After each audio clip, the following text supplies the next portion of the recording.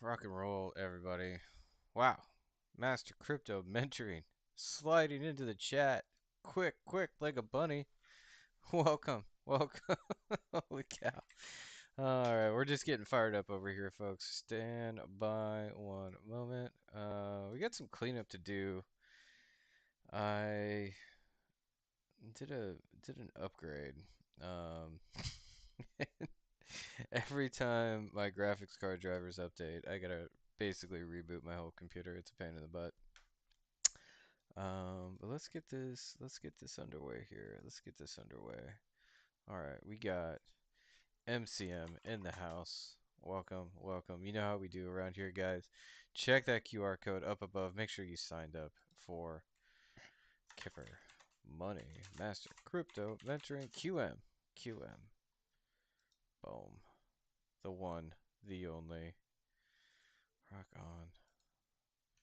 Nice, nice. Killing it. Killing it out there with these articles, guys.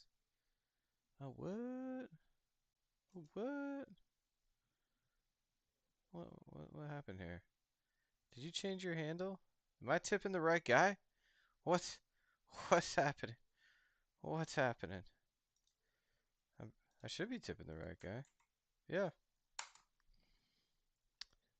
man, we gotta do some work on Kipper. I mean, it's fully functional. It's just clearly when users decide to change their handle, like myself here, Kipper thinks that they're not signed up, but they totally are. As you can see, we're locked and loaded in here right now, but I think I'm actually creeping up the leaderboards here on unclaimed Quai. Yeah, at Mattman, my new handle here has a bunch of unclaimed Quai. Master Crypto Mentoring is gonna meet me on this leaderboard really soon. Anywho, welcome everybody. Welcome, welcome, guys. It is the Lunar New Year. Um, so happy New Year's to all those who celebrate that. Getting a lot of tips from my fiance on do's and not to do's on a Lunar New Year. A lot of great tips, guys. Keep the vibes fresh. Keep it humming. Keep the uh, keep the positive mind frame here. We got a large year ahead of us. A lot of big things coming. So, with that, uh, shout out Christopher, who actually hooked us up with this video. But it is the year of the horse, right? And as we like to say around Quai Network, Quai is the dark horse of crypto. I just like, I love this video. This is a great one. This is a great one. But what does the year of the horse actually mean? What does it mean to be in the year of the horse? The year of the fire horse is here. Today.com. Glorious tabloid. And AI also has some takes for us. Let's go to the Chinese zodiac for a second here. Let's check out the Chinese zodiac. The horse year is this year's zodiac 2026 and the seventh animal in the 12-year cycle of the Chinese zodiac signs, coming after the snake and before the goat. Recent years of the horse include 2026, 2014, 2002, 1990, 1978, 1966, and 1954. The next horse year will be 2038. Horses are energetic, free spirits who need space to express themselves. What's up, guys? Waiting for the address issue to be fixed in Kipper. The ticket is open in Discord. What address issue? Can you expand? Can you share more Maybe put the details in a direct message. I might be able to help you out, but haven't met anybody having any issues onboarding into Kipper, so that's interesting. Anywho, dang. All right, Michele, what up? Issa, what's up? Let's get you guys hooked up here. Let's get you guys hooked up here. Welcome, welcome, welcome, welcome.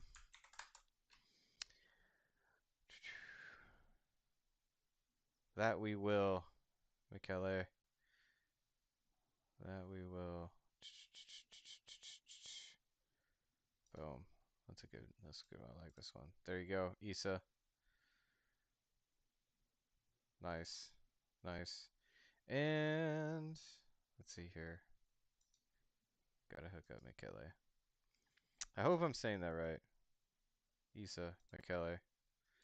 Feel free to provide the phonetic spelling of your handles if you'd like me to say it differently.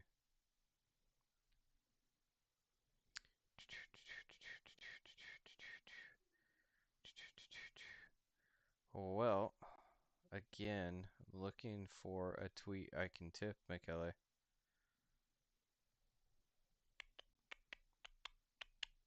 Not seeing much here. Not seeing much here. You do a lot of retweeting. A lot of retweeting. This looks like a scam. Get your soul back instantly. Hmm. Suspicious. Suspicious, Michele. Anywho, yeah, guys, let's check this out real quick, and then we'll move on. So, according to Chinese astrology, horse is confident, agreeable, and responsible, although they tend to dislike being reined in by others. When I add my Pelagus address, the wallet is connected, but it fails to be updated. The ticket is open on Discord. Okay. All right. Yeah, I've never seen anybody have an issue with that. So you're saying you're able to connect your wallet, but something is not updating. Um, if you could explain more, I might be able to help out. But why don't you just yeah, I mean if the ticket's open in Discord, I'm sure somebody will help you out. Otherwise, yeah, I need more details. Feel free to throw it into a direct message if you need to. Jiggy in the house. Welcome. Welcome, Jiggy. Let's get y'all hooked up. Boom, boom, boom, boom. Happy Lunar New Year. Uh, Regardless of whether or not you celebrate, I hope today is an amazing day for you.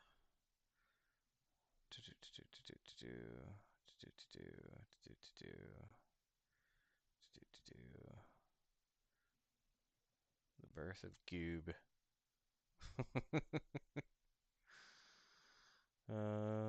Sure.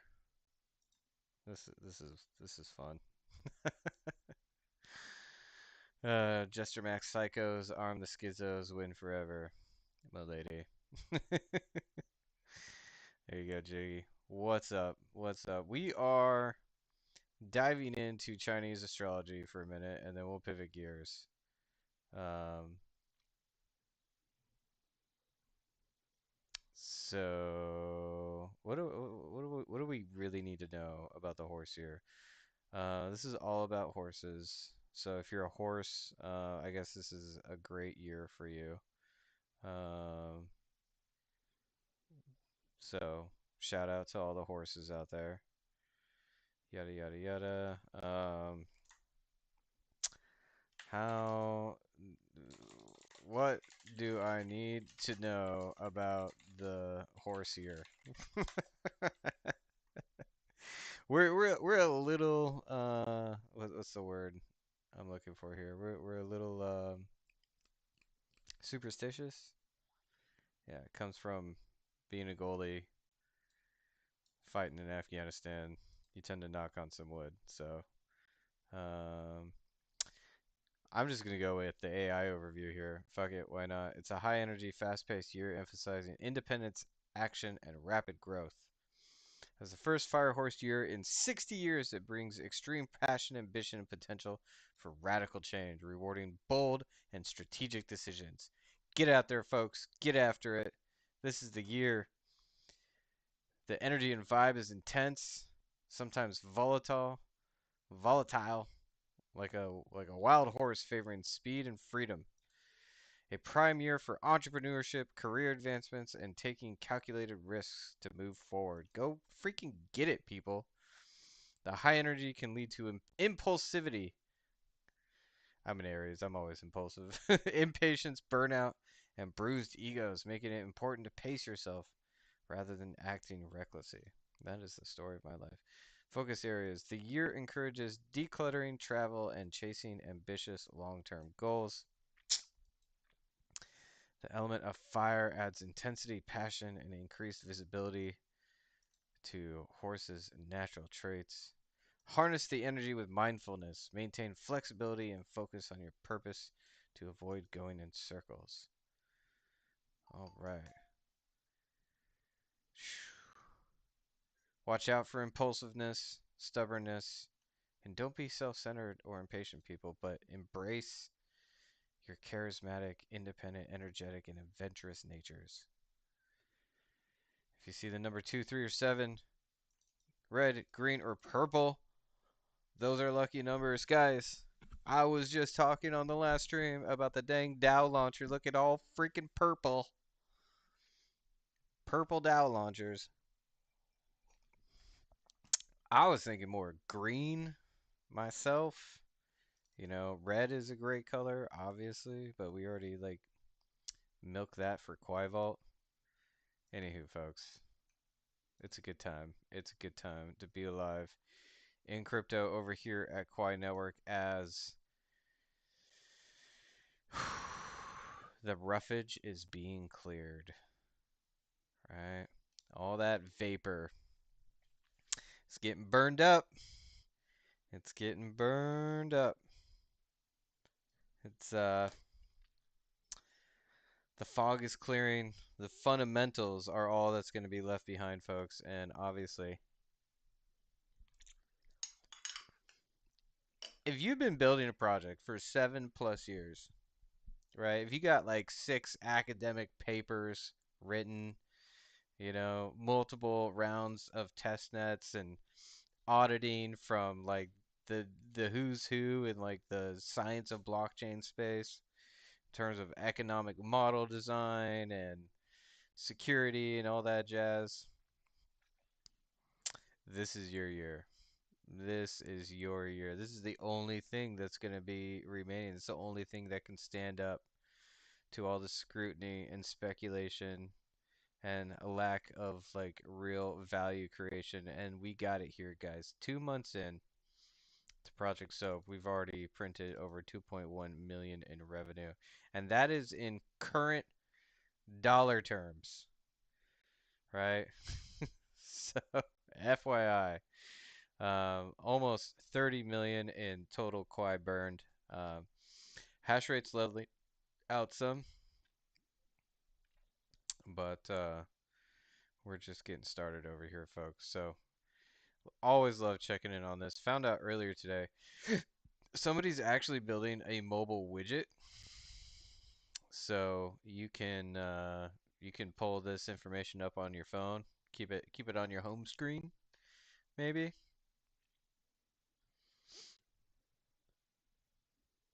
Michele says, take a look at all the last Kipper members. Nobody has a Quai or Solana address set. Um, I'm not sure if that's true. Let's go here. Let's check out the Wise Shaman.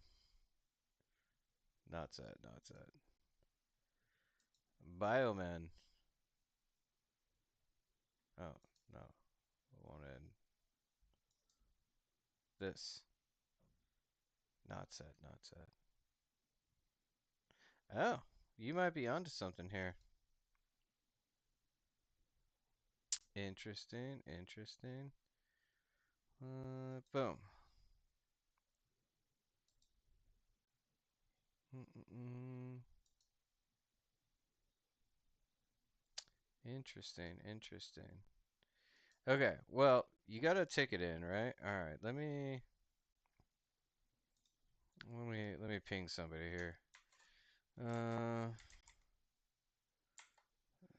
FYI.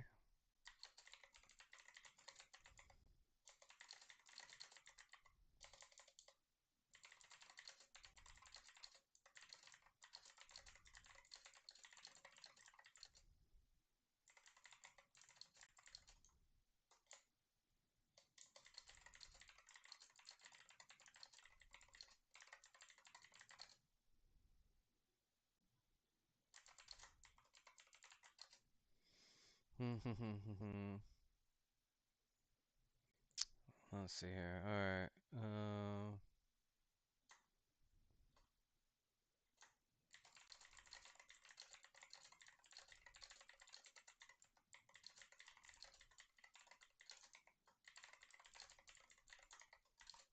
All right. Well, rock and roll, man. Appreciate the feedback. We'll definitely hop on that. We are grinding really hard behind the scenes on a new product.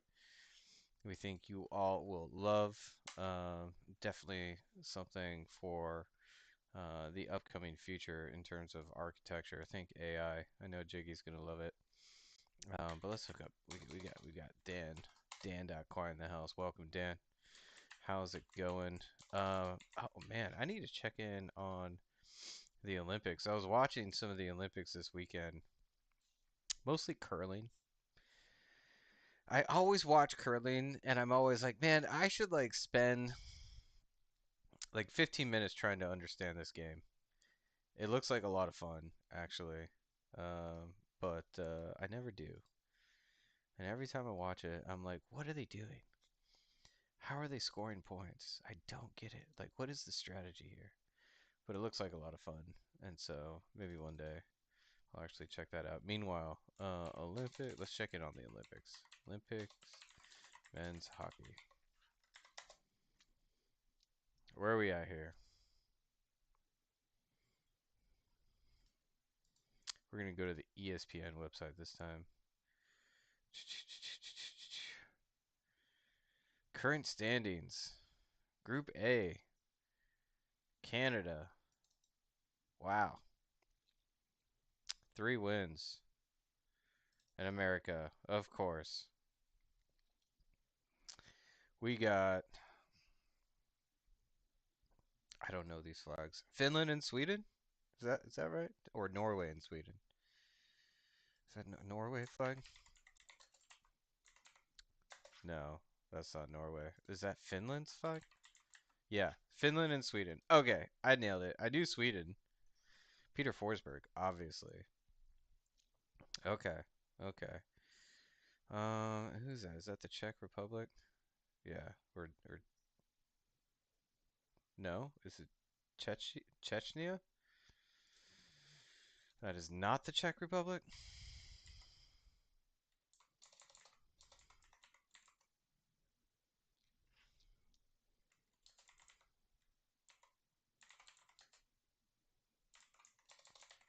Or are they no longer called the Czech Republic? Are they called Chechnya? That is not. That's a different flag. I don't know this flag. This is the Czech Republic or Chechnya, I guess. Who is who is this? Is that Switzerland? Oh my gosh, I am such a freaking ignorant. No, no, that's not Switzerland. I am such an ignorant American.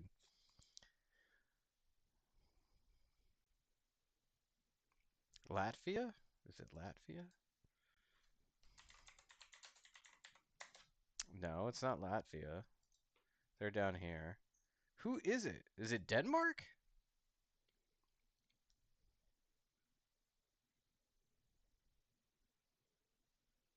Don't tell me it's Italy. No. No. Slovakia, maybe? Slovakia. There we go. It's Slovakia. Good old Slovakia. You know, I met a woman from Slovakia once. She rocked my world for a night. Don't tell my fiance. Okay, okay. Well, rock on, guys. Rock on, guys. Canada and America leading the pack. As they should be. As they should be. All right. Let me check. What are we getting into today, guys? We got to pick up on this Dow launcher. That's for sure. Other things we're preparing for, more events. We got more events on the horizon. Guys, if you didn't check what was happening over the weekend at Monerotopia, maybe we'll recap. And while we recap, I'll go do research on some more events here. Mm-mm-mm. Here we go. Dr. K. Oh yeah, we got to make Pavel's song too. Yeah, let me write that one down before I forget. Thanks, Dan. Appreciate it.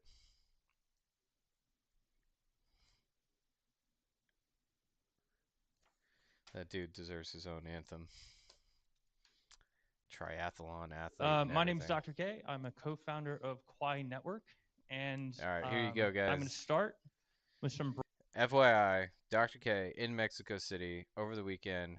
Busy Saturday. Really busy Saturday.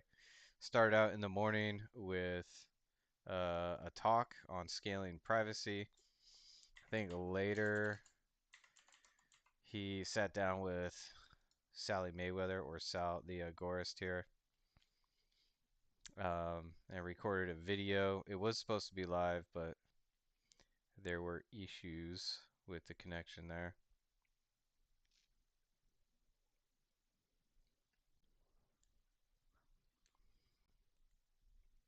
So I expect the video to come out here.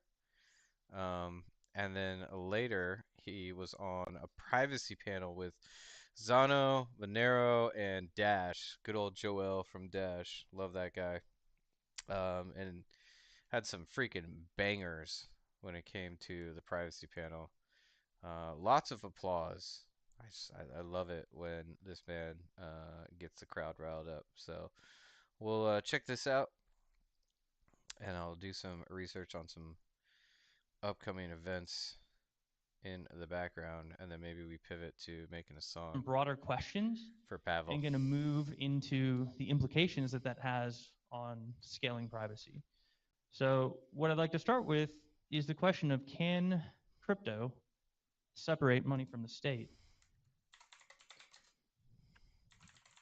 And the reason we want to ask this question is because every time you use a dollar, you transact in a dollar, you're reinforcing the power in Washington, D.C. You are paying the salaries of the miners at the NSA, and you're supporting the psyops that are being run by the CIA.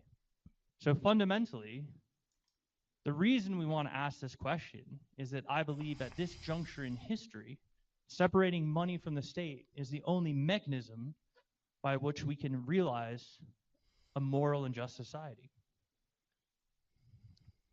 So if we want to answer this question, I think we first want to look at history. And we want to look at gold and silver. So gold and silver were sound money that was used almost ubiquitously for 100 years in the United States. And the question is, why did it fail? What were the characteristics that gave it the opening for notes and fractional reserve banking?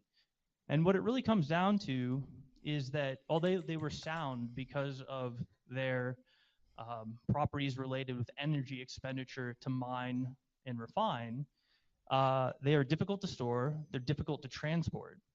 And so this created an opening for paper-based money. And originally this was receipts, and the receipts circulated on a fully backed basis. But that eventually turned into fractional reserve banking, and that eventually turned into fiat. And so we need to understand why these things failed. And we also want to look at Bitcoin. Bitcoin was a revolution, obviously, in taking something like gold and silver that has physical scarcity and creating a version by a proof of work where you get digital scarcity. But even though Bitcoin has made great contributions, it's been the greatest investable asset in the history of mankind over the last decade. It still hasn't fulfilled the original mission of Satoshi outlined in the white paper of being peer-to-peer electronic cash. And the reason for that is that Bitcoin doesn't scale, it has very limited throughput, it has zero privacy, and it is a highly volatile asset, which prevents you to actually use and denominate it for transactions. So what do we need to do to create a system that is, or what we need to do rather, is to create a system that is scalable, that has privacy, and also has an alternative to the dollar. So one of the things that you might not realize is that even when you're using something like Bitcoin or Monero to make a transaction, the mere fact that the good or service you are buying is being priced in a dollar is reinforcing the power of the dollar. It is giving that dollar value because the dollar doesn't, it's not backed by anything. It is simply the fact that we are willing to ascribe value to it through voluntary exchange, giving it value. So every time you reference it, even if you're not settling in it, you're still reinforcing its power. So how do we get a scalable, private, as well as a stable coin alternative that can actually replace the dollar? So what we've done at Quai is we like proof of work. We think it's the only way that you can actually get a decentralized monetary system, but we need to modify it. We need to improve upon it. So we've created a new architecture, a new consensus mechanism, and a new paradigm. And the reason we've had to do this is we need to ask ourselves, what are the engineering requirements to be money? And if we look at Visa, MasterCard, we look at ACH, we look at cash-based payments, and we just say, if we're going to take, say, 4 billion people in the West that have good access to phones and the internet, what kind of transaction throughput are we actually shooting for if we want to be cash? And our answer is at least 50,000 transactions per second, if not closer to 100,000 transactions per second.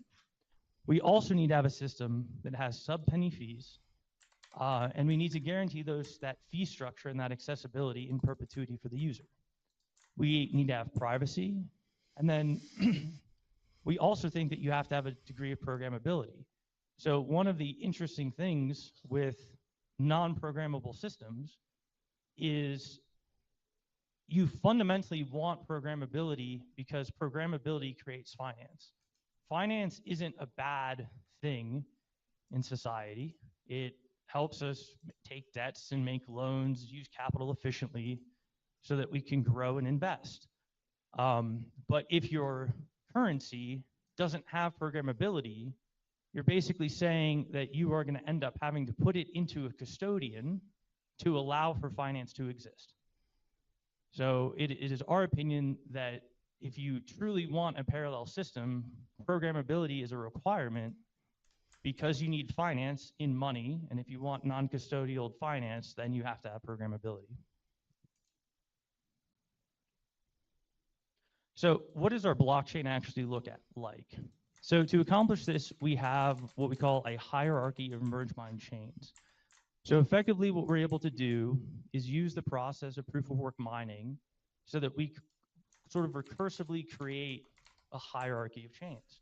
So it's still just mine the longest chain sort of topology, but we can do it in such a way that it allows the miners to self-organize into shards and subnets, which increases the throughput of the system. And so with this, we can get something that's competitive with Visa, MasterCard-like confirmations of 6 to 8 seconds with 5-second block times. We can get scale on the order of more than 50,000 transactions per second, and we can guarantee you have consistent low fees of less than a penny over time. And one of the innovations here that we had to come up with to make that hierarchy possible is something we call proof of entropy minima, or POEM.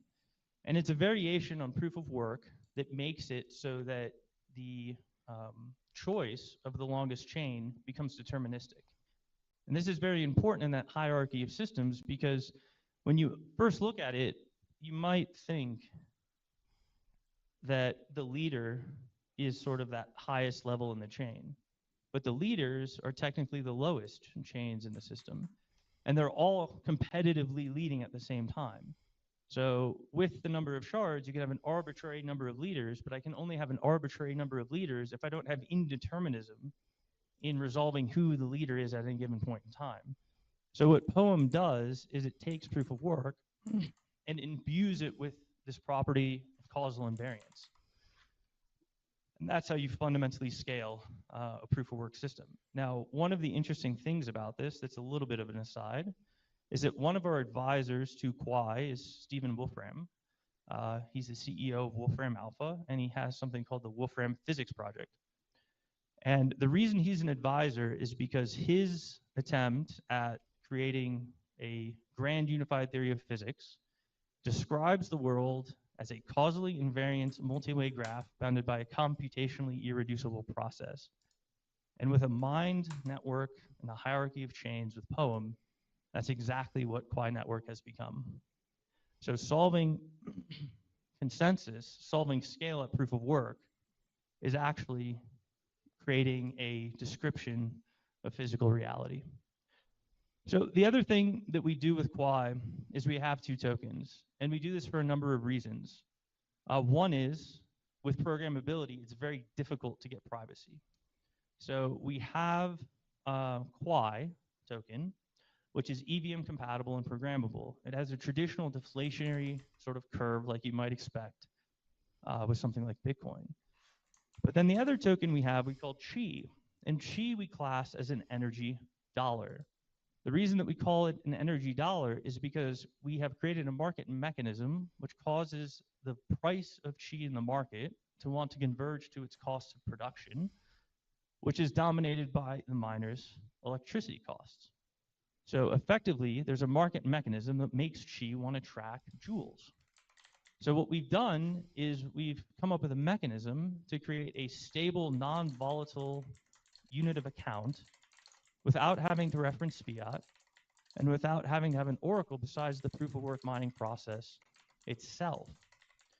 And the segue of this conversation into privacy is that Chi is also has cache-like privacy properties. And we'll discuss how we go about that at scale in another slide. But you may be asking yourself, why is energy a good metric? So if we actually look at goods in a, say, competitive commodity goods in the economy, and you actually look at what prices them, it's not subjective price preferencing. It's actually the total aggregate energy that goes into producing those goods. If we look at the fundamental nature of being human and our fundamental well-being, it's almost perfectly correlated with how much energy we consume. So most fundamentally, if we look at the underlying common unit in the world derived from physics because of thermodynamics, it is actually indeed energy. And if we look at the volatility of energy relative to other things, you can actually see over a 20-year period here, it's far less volatile than the Canadian dollar US dollar pair. So if you can peg something to energy, you've actually created a unit of account that's better than the Canadian dollar.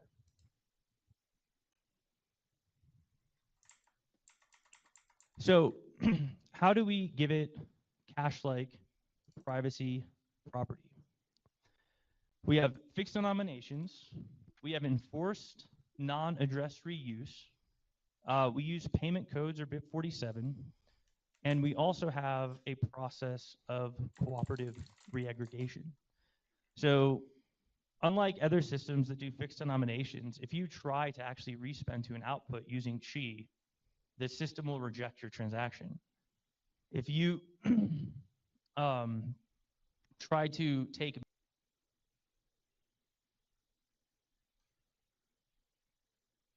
Yep. Many small denominations and re-aggregate those denominations into a What? larger denomination, you're Glitch. effectively collapsing entropy out of the set. And the only way that that is allowed is through the first transaction of chi in a block. And so what ends up happening is that creates an auction mechanism, which creates the incentive to cooperatively do that process, or as a user to spend your change out, say to a merchant. And then when the merchant goes through that reaggregation process, they're effectively coin joining all of their payments for the day through that reaggregation transaction.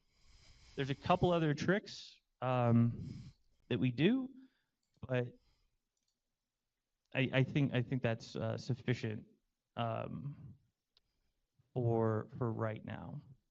So one of the problems with privacy, you may be asking yourself, is why are we using what seems like old school techniques? Why aren't we using ZK snarks? We know these exist, we know these work. The issue is that privacy is expensive. And the reason, so here's kind of like a landscape, if you will, of privacy solutions. Sorry to not put MWeb up there, but even Monero, if you look at a bulletproof, it's technically a form of a zero knowledge proof. But doing these things, these proofs, either ZK or bulletproofs, are expensive processes. And if we look at network throughput, network throughput actually comes down to time. And time manifests in different ways in a blockchain network, but the aggregation of the time creates the throughput. So you can think of time in the blockchain system as computation latency, network latency, memory access latency. So when you talk about network latency, how many nodes exist in the network? The greater number of nodes that you have, the longer it takes for data to propagate and replicate in the network. That increases your network latency and lowers your aggregate throughput. The more state that you have, depending on how you're making that state commitment, the more latency you have in your memory access. And the more memory you have, the more time it's going to take to process a block and the less throughput you have in the system. And then you get to computation latency. This is basically saying once I find a block, what does it take to compute the state transition from one block to the next? And how long does that take? And that's where we get caught up with ZK options. So these are just some verification times. We could argue about what this is. Maybe it's 15 milliseconds, not 30. But the precision here isn't necessary to illustrate the point. So if you look at the current version of Monero with ring signatures and bulletproofs, you're looking at roughly 30 milliseconds per transaction for the average transaction. Now, I want to be as generous as I possibly can. I'm going to say that we have perfect caching, and we're pre-computing the validity of our proofs as they're arriving before the block. Meaning I'm not waiting for the block to do the validation. Every time a transaction arrives, I'm validating it. Then when the block gets there, I'm using my previous validation to compute the block. So I'm trying to be as generous as I can. So what that ends up getting you is you can do roughly 35 TPS per core. And let's say we have 8 cores, you're going to be about at 280 TPS. If we do the same exercise for Zcash, Zcash, like topologies, have about 10 millisecond overhead per proof. Now, one thing that's detrimental in a Zcash-like topology is depending on the platform Right. in which you're creating the proof creation can take 10 to 20 seconds. Going from this to Sal to the privacy panel, like in the afternoon, after watching the privacy panel, it was it was clear to me that we need some follow-ups from Dr. K. Hopefully we can get him on a live stream soon, or maybe we can prod him with some questions in the Tech AMA tomorrow, Christopher. Because I am genuinely curious, like how these went for him from his personal, what are his personal takes are. So when we're actually talking about being like cash and wanting to do Visa-like MasterCard transactions in 5 seconds, the sheer act of creating a proof in a ZK topology is actually putting you well outside that window. But going past that, if we look at with perfect caching in a ZK type system, you're going to look at about 100 TPS per core. and maybe that gets you up to 800 TPS. Now, if we use Schnorr signatures, which is what we use in Qi, and the fun thing about Schnorr signatures is you can actually use them natively, cooperatively, and interactively to do coin joins. Those are about 1 millisecond per sig verification. And the cool part is as you increase the number of inputs, you're only very marginally increasing your verification time because every Schnorr signature is additive in the set, and you only have to do the ECC curve once. So with that being said, that can get you an order of magnitude increase, again, under these perfect assumptions, than something like Zcash. And that is what you need to do to even have one chain service a city of 15 million people. So if we're talking about how do we scale, we have to think about these times, because I'm being as generous as I possibly can in just the cryptographic verification times with perfect caching, with parallelization, is only looking at servicing cash for like a city of Austin. So how is that going to get us anywhere? So the math may be beautiful, but the physics doesn't care. The ZK proofs are fundamentally too long to actually construct a system that's scalable to use as cache. And if you use something that's aggregation of other systems, you can get cache-like properties. You'll get a much larger anonymity set, and you'll get a much larger throughput set, which actually helps to enhance privacy.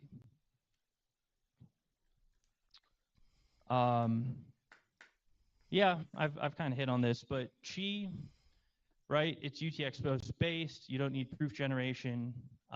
You have minimal memory requirements. It will work well on a mobile system. It practically achieves cache-like privacy properties, but it can do so at a throughput speed that is actually cache-like. But obviously, I just won't belabor the point. You can't quite get there with ZK. So we think that using a compendium of older school techniques like coin joins and fixed denominations with Schnorr signatures is actually how you can create privacy at scale. And there is one other point that I didn't get to make, which is the concept of having two tokens is also like a regulatory sort of hedge, and that having Quai, which is EVM compatible and programmable, which is effectively programmability is somewhat antithetical to privacy. This is very hard to get both of those properties at once. But what it does is it gives you access to exchanges, gives you access to on-ramps. And then Quai itself gives you access to Qi. So as long as you have access to Quai, which you can get much more easily because of the nature of Quai itself, you can then use Quai to easily get access to Qi, even if exchanges don't want to list it directly.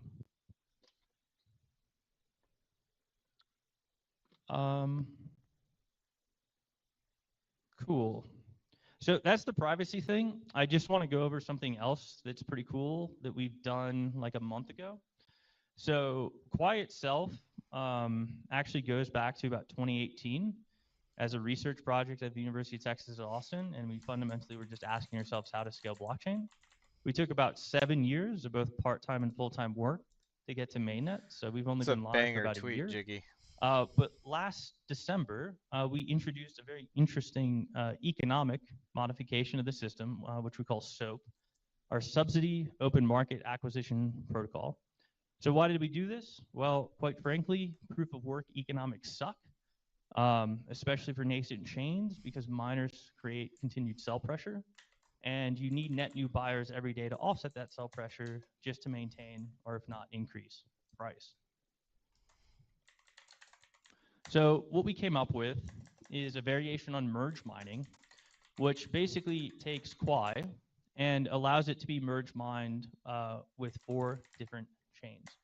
So we previously were just GPU mined on ProgPal, and we added the capability of mining in SHA, Script, as well as Kapow. And that allows us to mine Bitcoin Cash, Litecoin, Dogecoin, and Ravencoin at the same time. Now, this might just sound like merge mining, but the variation, the difference here is that instead of both tokens going to the miner, the miners get paid in Quai, and the secondary token, we call the subsidy token, goes to the protocol and it's sold at market and used to buy and burn Quai. What this net effect is that we end up helping the subsidy chains secure their chains. We look effectively like a pool. But from Quai's perspective, we then get them to pay for our security, and we sort of accrete all value back into Quai through the selling of their token and the buying and burning of ours. This means that the net emissions in the proof of work system should be neutral on a given day, worst case, but actually in practice tend to be deflationary. So what does that do? That creates a virtuous cycle of growth. So if our hash rate increases, we end up mining more of these subsidy tokens, which creates greater revenue, which goes to increased buying. That increased buying goes to increased price, which increases the hash. So since we've done this in December, this is slightly outdated now. We've had over $2 million in revenue. Our price is up over 300%. Our hash rate is up over 6,000%. And just to give you an idea, we're about 15% of Bitcoin Cash's network. We're over half of Ravencoin's hash rate, and we're about 5% of Litecoin and Dogecoin's hash rate at the moment.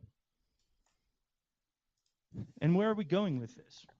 So the very interesting thing is that once you have the other chains referenced into Quai, you can actually create secondary consensus in Quai that understands the other chains.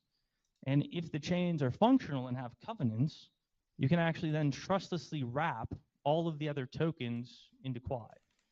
So the next thing that we're going to do is we're going to allow you to have these other tokens, but they're going to be trustlessly wrapped on Quai, and then they're going to inherit all of the properties thereof. So you'll get your 5-second transfers, you'll get your programmability, and you'll get your sub-penny fees. And eventually what's going to happen is once we get enough Shaw hash rate, say like 50% of Bitcoin Cash, we're actually going to move that over to Bitcoin itself. And the idea here is then Quai will become the superhighway of all POW-based tokens. So in the future, you might still own Bitcoin as an asset, but if everything goes well, you'll only move it on Quai network. Cool, and with that, we can take questions.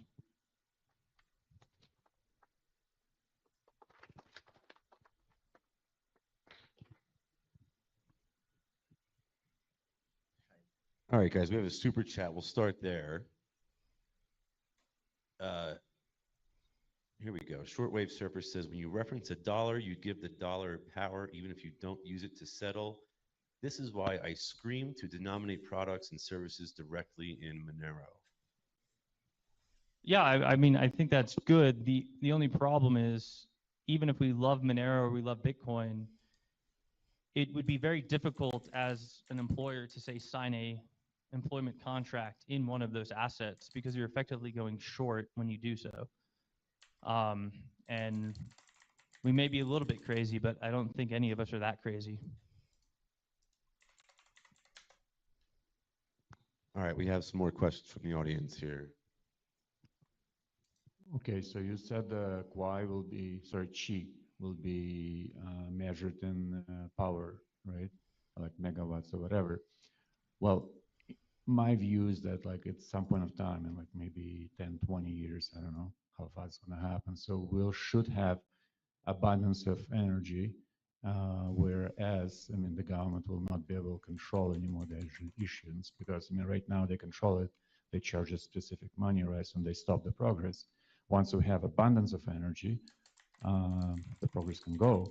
And in this sense, I mean, how then Qi will be relevant when the energy will be in abundance? Yeah, good question. So I would not personally subscribe to the concept of having perfectly abundant energy being that likely. But even if it is, the point of chi is that if energy becomes cheaper, goods will also simultaneously become cheaper. So chi isn't trying to increase your purchasing power. It is just trying to maintain your purchasing power in time. And because it's reflective of the fundamental cost that goes into the production of most goods, it's the best mechanism for doing so. So if things become super abundant and energy drops by a factor of 10, you would expect your competitive commodity goods to also drop by a factor of 10 in price, which thus would maintain your purchasing power, even though chi might decrease relative to a secondary reference.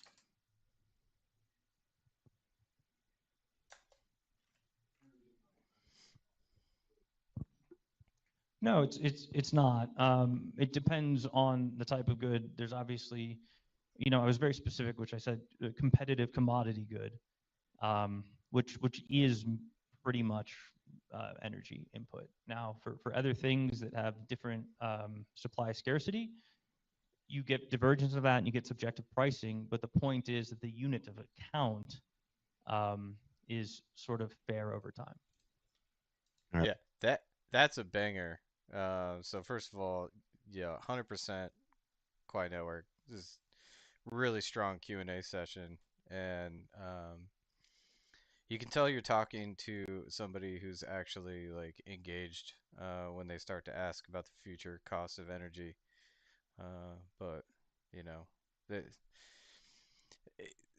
being prepared for this answer is like such such a like relief, right? When you it feels like a wake up moment. Like, oh yeah, I do want the cost of goods and services to be a whole lot less than they are today.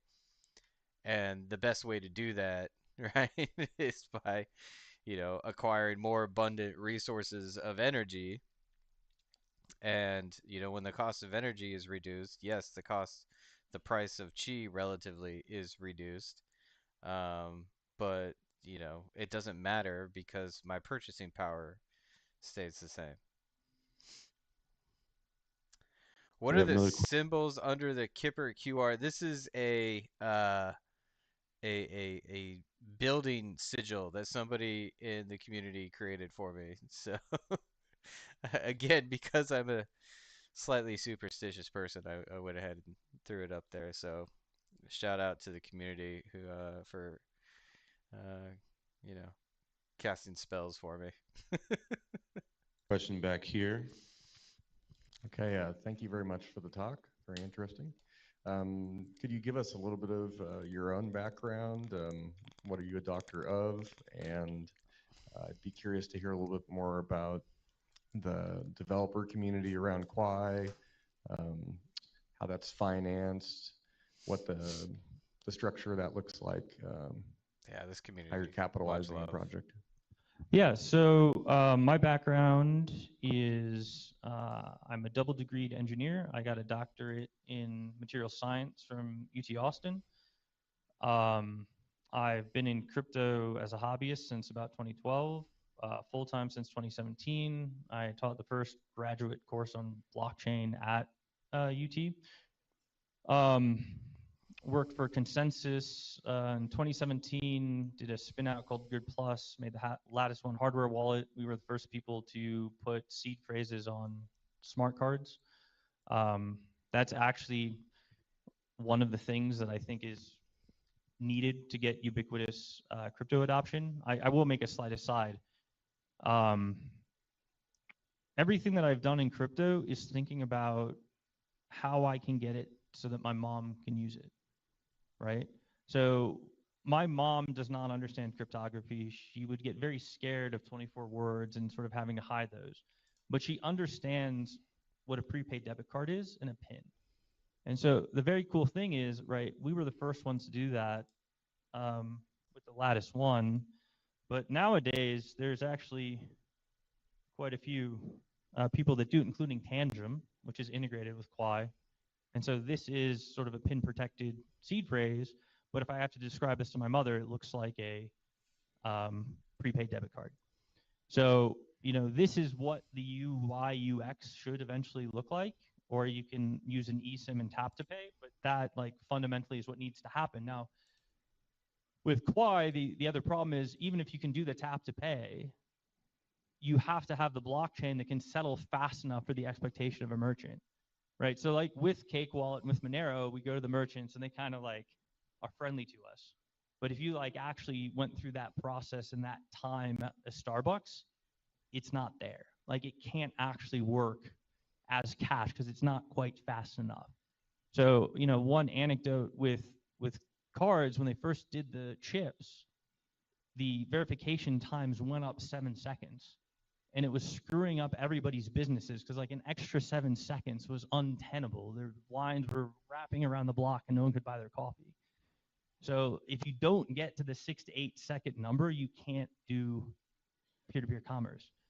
But the reason that I'm getting to peer-to-peer commerce here is everything that I talked about today is how do you make an economically decentralized, technologically robust system, but it's in the service of creating a socially resilient system. Because however much mining we can put against the ledger to make it immutable, what we're ultimately trying to get to is that a mother is buying her groceries and filling up her minivan with gas in that unit of currency on that network. Because with that, you get the ultimate degree of social resilience, which is if people actually use the system in large enough numbers, it becomes politically untenable to censor or attack. So all we're doing with the technology is bootstrapping it to get to the social point, but the only way we can get to the social point is if we're technologically sufficient to make a better system of money to my mother. So it has to be as obviously apparent how to use, it has to be as fast, and it has to be as cheap. And if I can't do that, we have no prayer of getting where we want to go. I think you had some other ones, but I don't know if there's any other questions. Yeah, we have a super chat here, another one. Quai Mine and Burn sounds a lot like what Cubic was trying to do to Monero. What makes Quai different from Cubic if you are over half the hash rate of the other chain? So Cubic was executing an IL-SIR or attack on Monero. So they were basically maliciously or uncooperatively mining to create reorgs and get paid for more hash than they were putting into the network.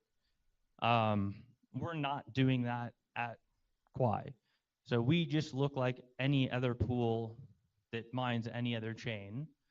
And we're basically creating a codependent and ideally value-added system. So if we can take the other proof of work tokens and create liquidity in wrapping and new properties to those tokens in Quai, that seems like very much a value-added service to Good not point, only the other Christopher. chains, but to the ecosystem broadly. So, There was actually a Monero Topia talk about this. So yeah, good call out, Christopher. When Monero was under attack by Cubic, uh, Dr. K actually was hoping to facilitate a PR that would actually make Monero completely, resistant to these selfish mining attacks. It's implementing work shares, right? At the end of the day, so he got really close to delivering on that, but the community decided to not prioritize it, I think, and ultimately, like, there's so many things going on over here at Quai Network that we had to pivot. But it would have been a great, opportunity to unite proof of work networks behind, what is really like a huge innovation, be it work shares.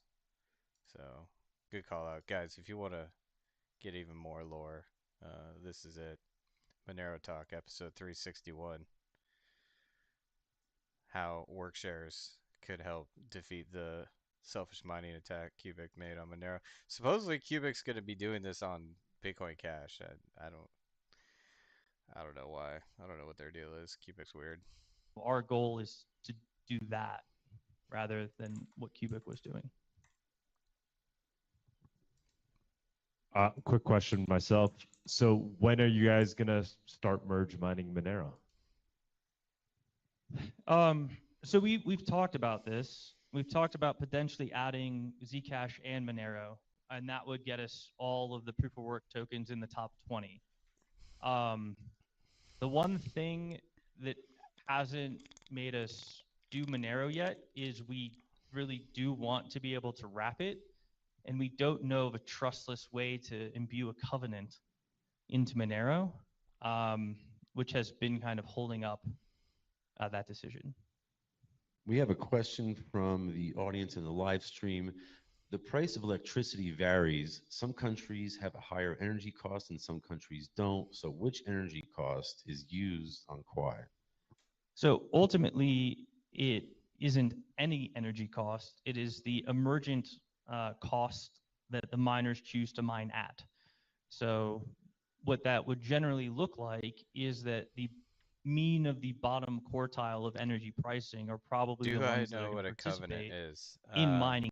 No, I don't. This is something worth diving into. I have a hunch, but if you remember, uh, right now, currently, Monero uses bulletproofs, and ring signature like bulletproofs in order to conduct transactions. So, what is a covenant on Monero? So, my gut tells me that this is a way of explaining.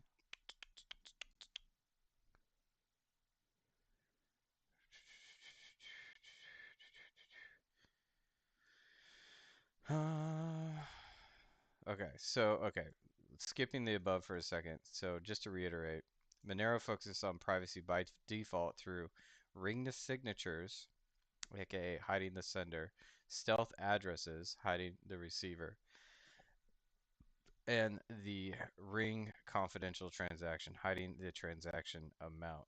Um, so uh, a covenant.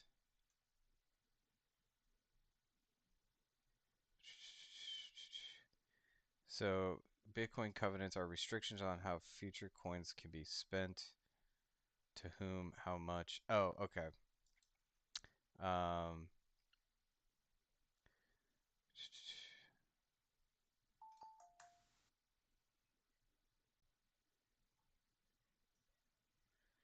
yeah. So a covenant.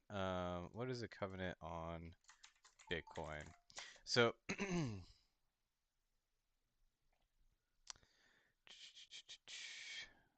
so let's see here. My current interpretation is that it's effectively a way to lock down UTXOs, right? Now, if you think about how a bridge would work on a on between two UTXO based blockchains, when I send Bitcoin to Bitcoin Cash, for example, um, that Bitcoin needs to be locked trustlessly in a way that it's got rules on how it can be spent, right? Um, because you can't exactly burn it, right? Um, but the bridge would want to hang on to it to support transactions in the other direction, right? So if I want to bridge my Bitcoin to Bitcoin Cash, I would have to send my Bitcoin to a form of a UTXO based contract, smart contract, that locks that Bitcoin and unlocks some Bitcoin Cash on the other network, right?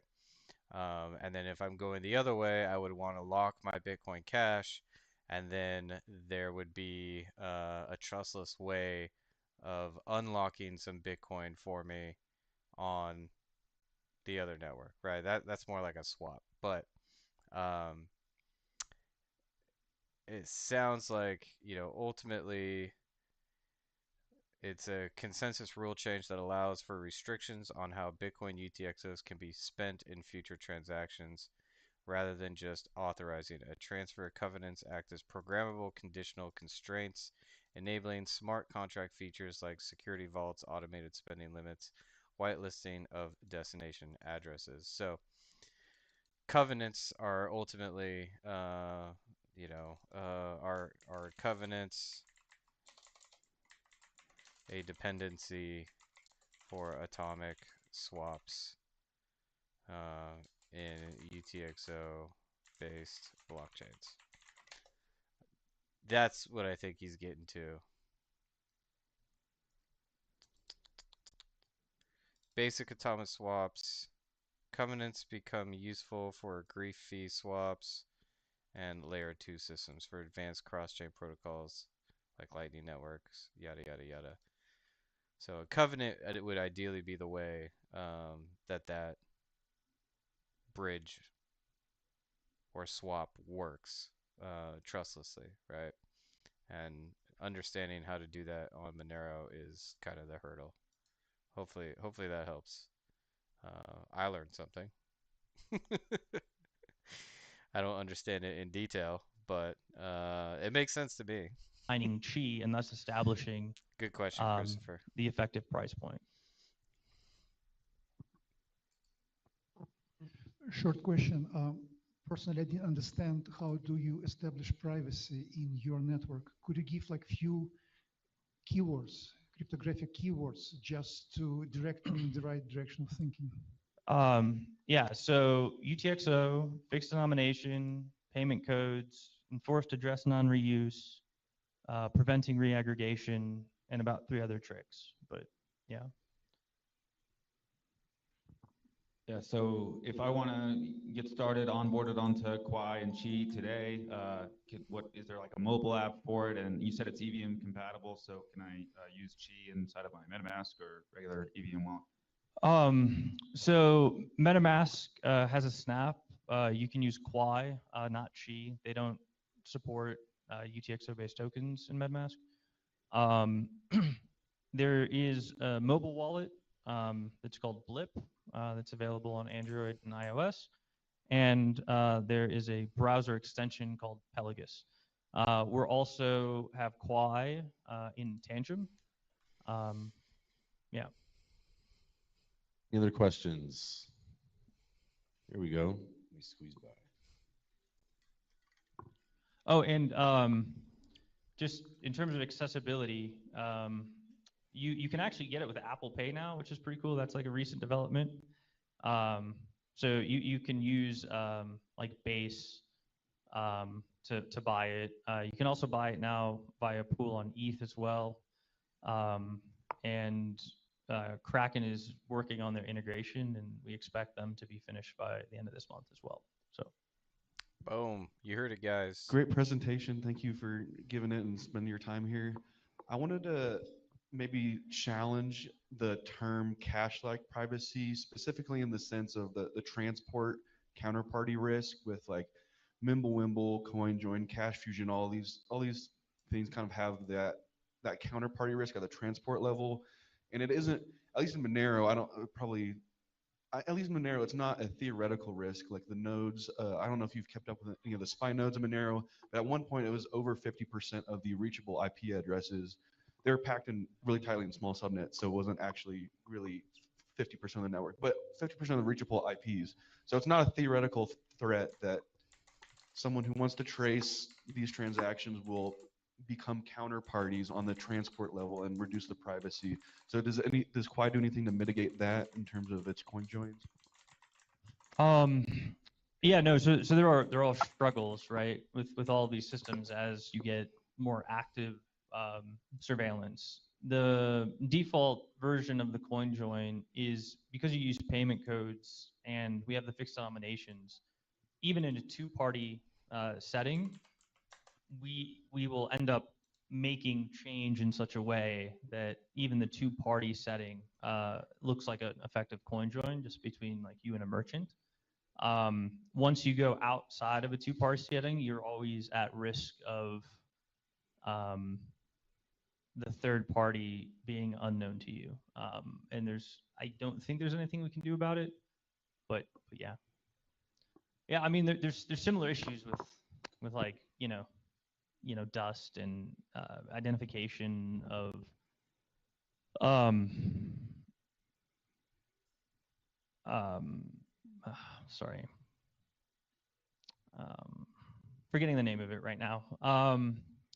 But the decoys you put in the rings, if that's not interactive, right, like they eventually know which ones are which based off how they subsequently get spent. So even in Monero, right, like depending on how you do it, you're actually way better off if you do it interactively, but you're then trusting that interactive process in the same way. All right, guys, I think that wraps up our time. We have anything else from the live stream audience? Nothing? All right, thank you very much. Appreciate it. Boom. Boom. Yeah, more stuff coming, guys. Should see something from Sal the Agora soon if everything works out and that recording went and got captured properly. Additionally, shout out to Christopher who hooked up when shift happens. Really looking forward to that one. TBD on that. I think that one's coming next week sometime. Hopefully we'll get Sal soon, and I believe the team is working on getting the privacy panel uploaded as well. Yeah, Kraken right around the corner, guys. What up, Jiggy? Love the vibes in the tweets, man. You had a banger a second ago. Um, love your hot takes here. Anywho, yeah, hopefully that one gets put up soon. If not, I think members of our community have been like clipping this stuff, so maybe I can find something else. FYI, in the background, let's see if I can pull this up. Here it is. In the background, I've been testing the DAO launcher, the indexer. It is running. Um, there's every once in a while, I get disconnected from the Orchard testnet node. Localhost 8080/health. Indexer is currently 274 blocks behind.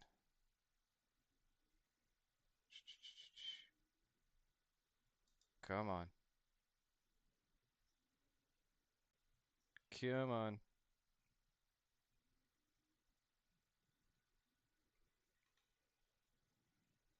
Come on, Indexer. We might have to cook on this here in a second. I have seen it catch up, but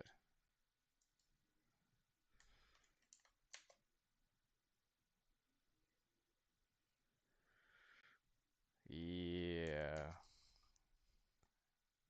Yeah, it's struggling right now. Okay, let's engage with this for a second. Currently, the indexer is running, but it's approximately 280 blocks behind. Is it properly handling intermittent connectivity issues with the RPC? It doesn't look like it's attempting to catch up. Noodling! Yeah, we want this fixed because we got a test running right now that's waiting for a proposal period to end. We got about like 3 issues with the test right now, and a full end-to-end on-chain test takes about 4 hours, just due to multiple proposal processes here. Um, So we definitely want to make sure this works.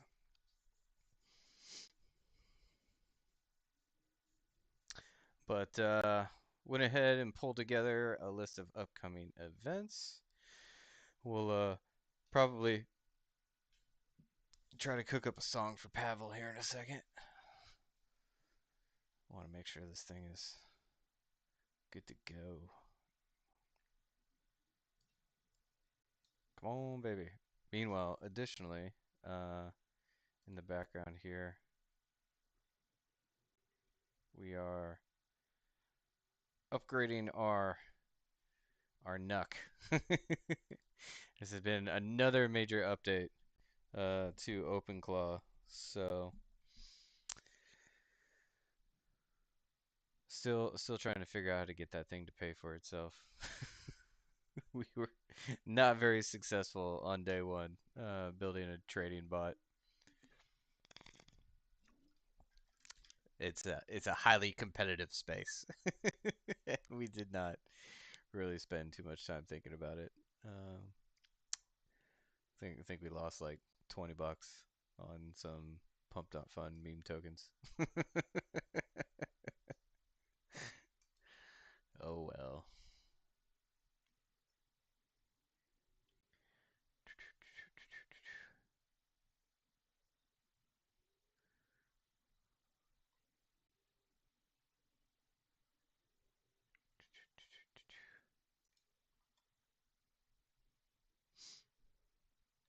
Come on, Claude, you can do it.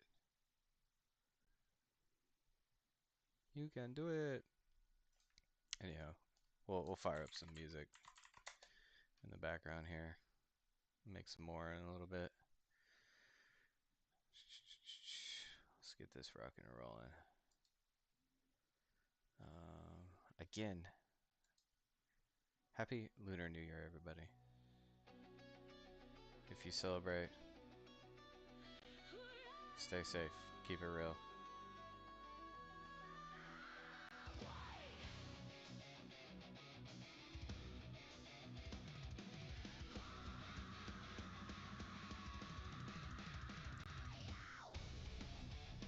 A lot of ironies lining up these days. Again, snuck on some wood. I am slightly superstitious, but I just think the timing on everything going on over here at Quai Network couldn't be more perfect. I see signs and patterns everywhere I look. Everywhere I look. All right, what's Claude seeing here?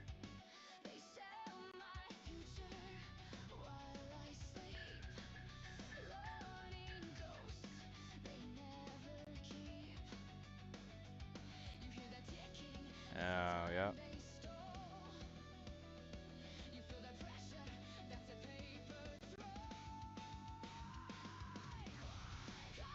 Yes.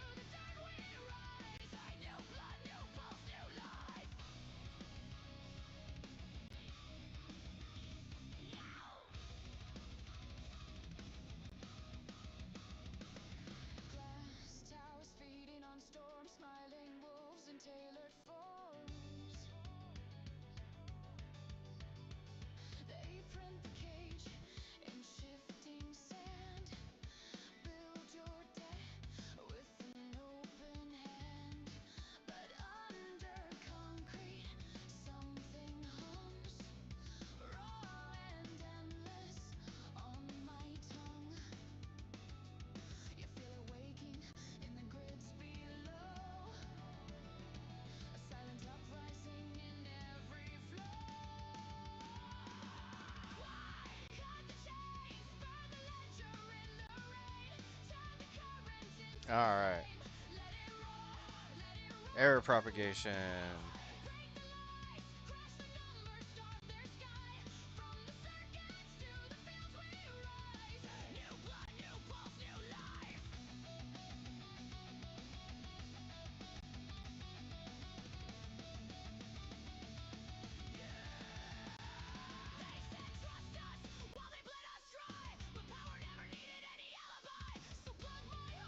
Circuit breaker cooldown reduced from 60 seconds to 30 seconds. Less idle time during intermittent RPC issues. Alright, cool beans. We'll keep our eyes on this. Mark the time. Top of the minute.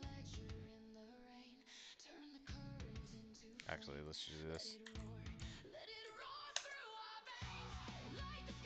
There we go.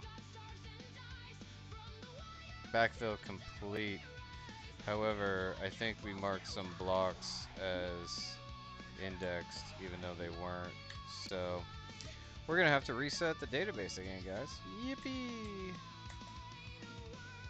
Yippee! Alright, let's see here.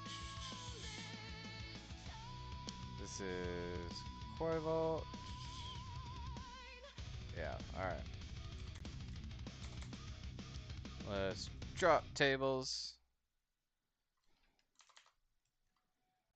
Come on. Create tables.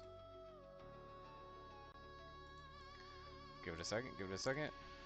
Boom. Backfill. Alright. It's running.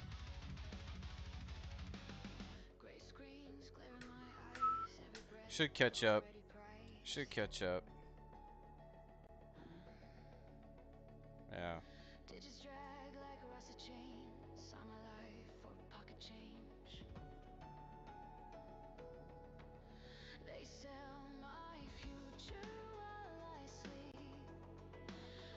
Interesting output here. We'll hang on to this. We'll let this cook in the background. Meanwhile, I need to snag Pavel's lyrics. You guys want to make a new Quai song?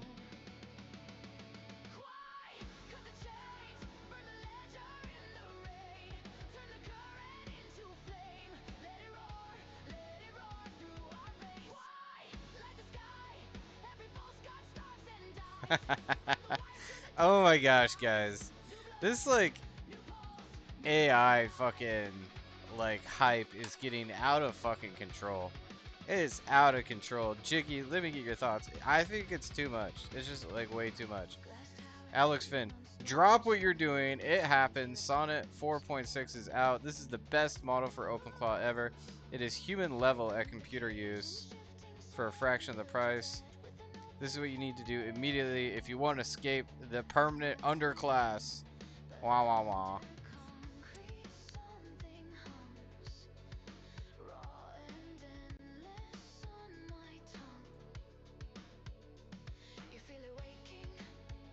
Way larger memory.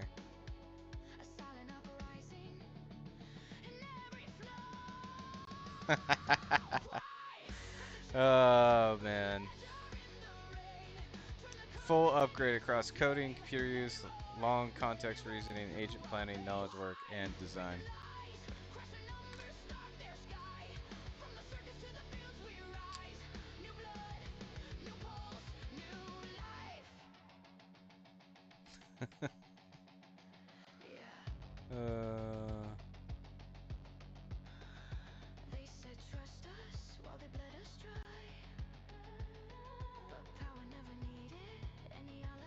That's hilarious.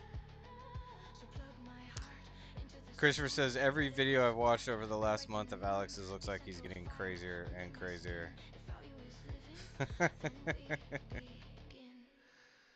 Oh man.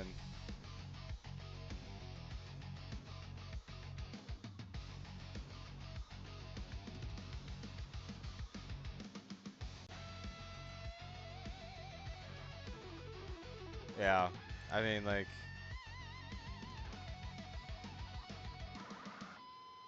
yes, I think the hype, it's just like, oh, it's so much, guys. It's, it's so much.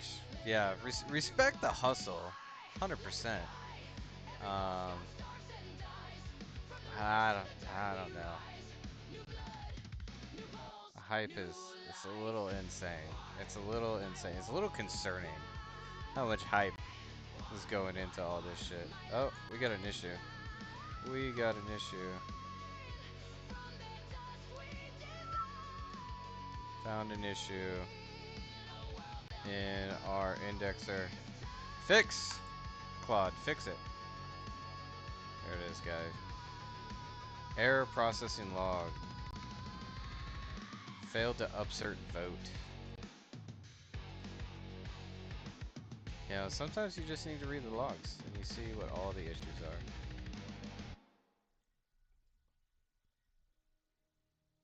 are. Alright. Alright. Anyways. Guys, we got some lyrics from Pavel. Let me pull these up real quick. These are absolutely hilarious. Let's copy text. Let's drop this in a mouse pad here. I feel like I need to read these out. Energy like violence, break the silence. Some crashing this crypto world. This is one and only energy dollar, which is calling chi. Can you understand? Oh, listen to Dr. K. Videos are about building process, introduction, and energy dollar. All I ever wanted, all I ever needed is here in front of my eyes. It's the only one and only energy dollar. La la la. Elon, I don't know why you called Bitcoin energy money. I don't know why you want to exit energy. I don't know why you're ignoring Quai Network. I don't know why you're sleeping on Chi. I don't know why it's fucking happens here around me. Only one and only energy dollar. La la la la la la la la la. Keep soaping, keep mining, keep accumulating. One and only energy dollar. You all of my friends based on energy, based on physics. None can break it up. And one and only energy dollar suits the most for all of us. Words are very unnecessary. Watching Dr. K's videos for the best explanations. One and only energy dollar in front of us. La la la. Oh, guys, I think I'm gonna have to edit this a little bit. let's let's edit this a little bit. Let's see here. Let's see here. All right. Should we use Sonnet? Most efficient for everyday tests. Anyways. um, I was just handed some lyrics by a native Russian speaker who wants to create a rap hip hop song. Help me update. Help me update format. Help me edit and format these lyrics to um, for use in Suno while maintaining the original um, vision and language as much as possible. Alright, here we go. Let's see what Claude can do with this. Oh man. What do we got? What do we got, Christopher? Let's check in on what Christopher's dropping on us.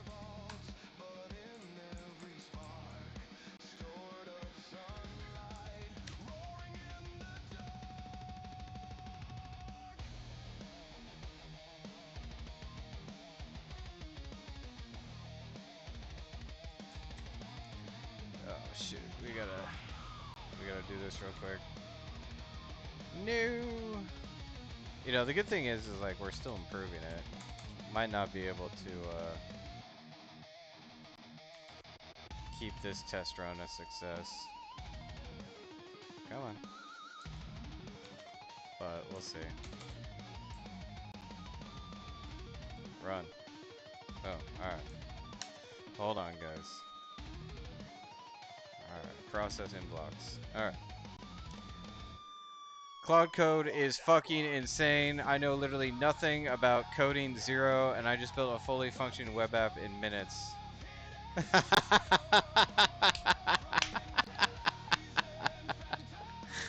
Guys, guys, go visit localhost 3000. Check it out. Don't forget to leave a comment. Oh my gosh, this is hilarious. Hilarious. This joke was funny about 2 weeks ago. It's not funny now? Same. Use the same link. uh...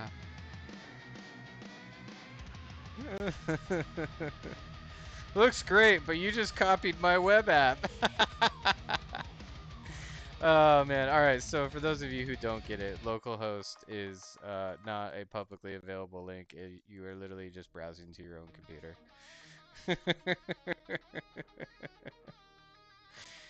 uh, that's funny.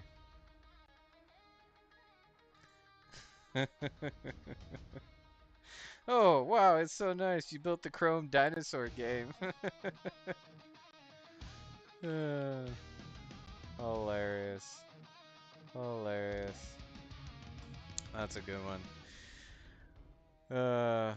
Made me. LOL. Did you miss it, Christopher? Did you not realize what localhost was? It's okay. You can admit it. You're not the only one. As a non-tech, when I get dev jokes, I feel happy. Ah, there you go. Nice, nice. All right, rock and roll. Okay, so we're making a song. Here's your lyrics formatted for Suno with style tags and structure to guide the AI. Genre: hip hop, rap, aggressive hype, electronic bass. Energy like violence, break the silence, come crashing over this world with the one and only energy dollar, which is calling chi. Can you understand or listen to Dr. K videos about the building process, introduction, and the energy dollar? I live with one and all ever need here in front of my eyes. Okay, okay. We're gonna. Yeah, okay. We're gonna try this. Let's try this. All right. Can I put all this in here?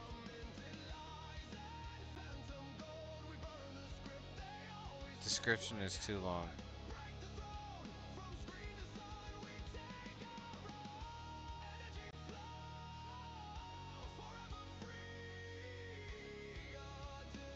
Okay.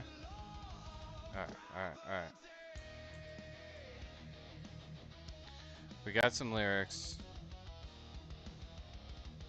Styles. Alright, let's delete this.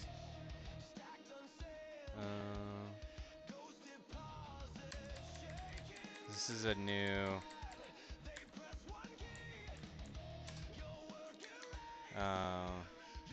vocals in English by a native Russian speaker.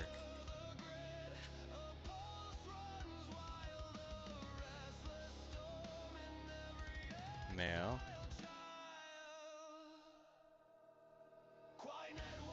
Let's try it. Create! Alright, we'll check in on that in a second. I need an energy drink. I need some Gorilla Mind. And bathroom break. Be right back.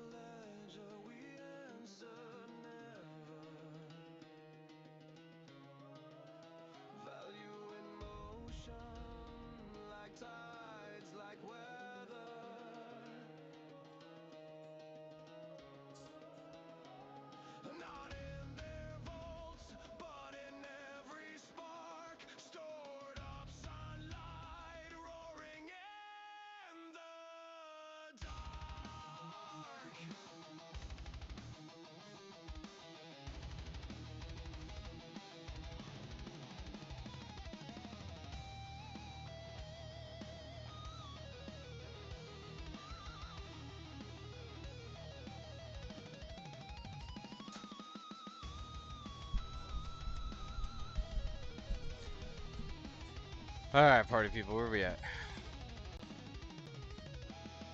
Oh, it's done. It's done. All right, you guys ready? You guys ready for this? Are you ready? Energy like violence, break the silence, come crashing this crypto world with the one and only energy dollar, which is calling key. Can you understand? Oh, listen to Dr. K. Videos are about the building process, introduction and the energy dollar. All I ever wanted, all I ever needed is here in front of my eyes. It's the one and only.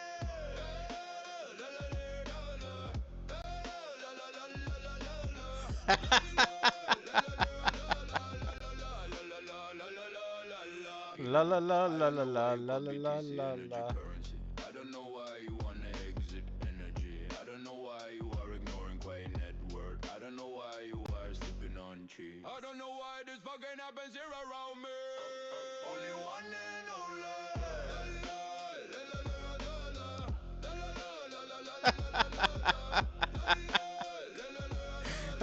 This is hilarious. Oh my Keep gosh. sopping, keep mining, keep accumulating. One and only.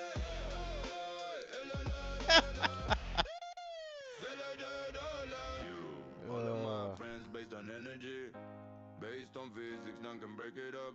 And the one and only energy dollar suits the most for all of us. Words are very unnecessary. Watching Dr. K videos for the best explanations.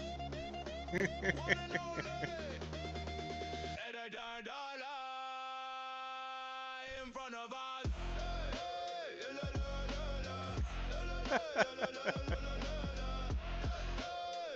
Oh man.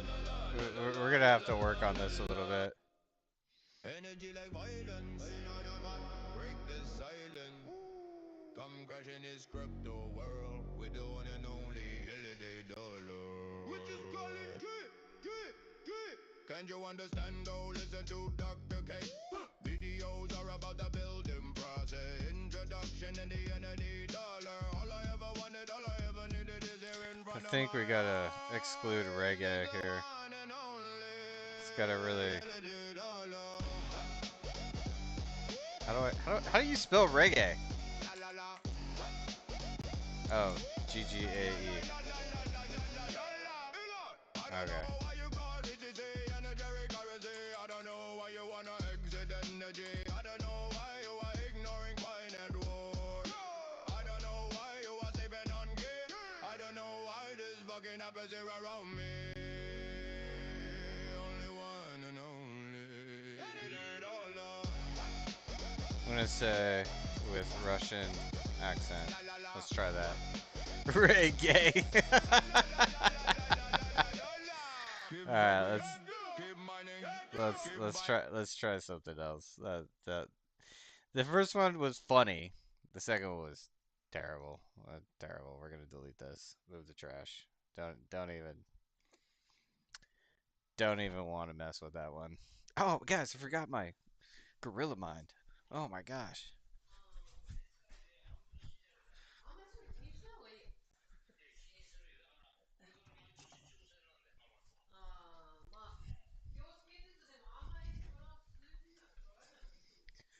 All right, we're back. Got a lot going on over here, guys. If I can figure out this camera. Here we are. We're about to get souped up on some Gorilla Mine. So obviously, fan of energy drinks, especially those with a little bit of creatine. Some have the the NO3. Makes your face feel funny. I read that this stuff is also a nootropic. Says unmatched energy, amplified focus, enhanced concentration, increased productivity, elevated mental clarity, no sugar or artificial colors.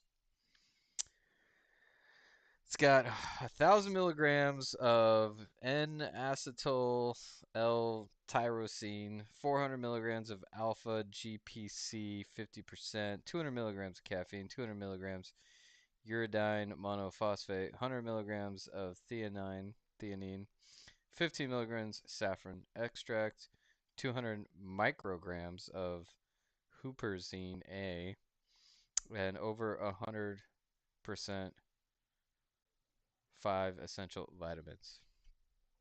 0 sugar per can. 25 milligrams of sodium. 8 carbs. 0 protein. Vitamin C, vitamin B, niacin, and pantothenic acid. Not a significant source of saturated fat, trans fat, cholesterol, dietary fiber, vitamin D, calcium, iron, and potassium. Number one ingredient, carbonated filtered water. What up, Rockster? Welcome to the house. Yeah, we'll give this a shot. Who else is into nootropics? Oh, yeah, that first track did have some funny moments. Welcome, Rockster. How you doing, man? We're over here making more jams. This time for Pavel, he provided us with some. Man, Rockster, you've been a little inactive, sir. That's all right. We can hook you up. Boom. There you go. Rock on. For those of you who are struggling to onboard a Kipper, don't worry. Don't sweat. Your Quai is safe. Your Quai is safe. Oh, ah. All right. Let's try the next one. Energy like violence. Break the silence. Come crash in this crypto world. With the one and only energy dollar, which is calling key. Can't you understand? All listen to Dr. K. Videos are about the building process. Introduction and the energy dollar. All I ever wanted, all I ever needed is here in front of my eyes. Is the one and only energy dollar. La la la. Energy dollar. Elon. I don't know why you call BTC energy currency. I don't know why you wanna exit energy. I don't know why you are ignoring Quai network. I don't know why you are sleeping on chi. I don't know why this fucking happens here around me. Only one and only. Energy dollar. La la la. Oh, man. Keep soaping, keep mining, keep accumulating. One and only. Energy dollar. Yo, all of my friends based on energy. Based on physics, none can break it up. And the one and only energy dollar suits the most for all of us. Words are very unnecessary. Watching Dr. K videos for the best explanations. One and only energy dollar. There's no la la la's though.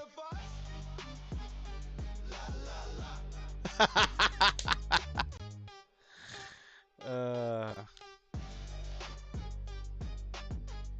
Okay. Okay. That's good. That's good. That's not bad. It's not bad. Energy like violence, break the silence.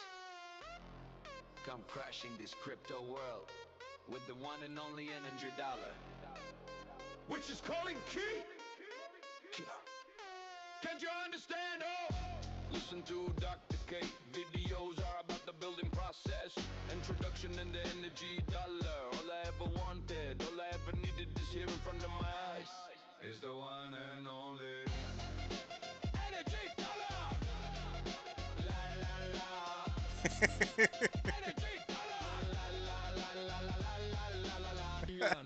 I don't know why you called BTC any courtesy. I don't know why you wanna exit energy. I don't know why you are ignoring Quai network. I don't know why you are sleeping on chi. I don't know why this fucking happens here around me. Only one and only energy dollar. La la la. Energy dollar. La la la la la la la la. Keep solving, keep mining, keep accumulating. One and only. Yeah, this one's better with the la la's.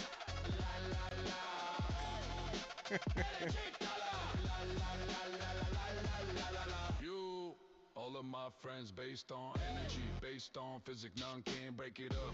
And the one and only energy dollar suits the most for all of us. Words are very unnecessary. Watching Dr. K videos for the best explanations. One and only energy dollar.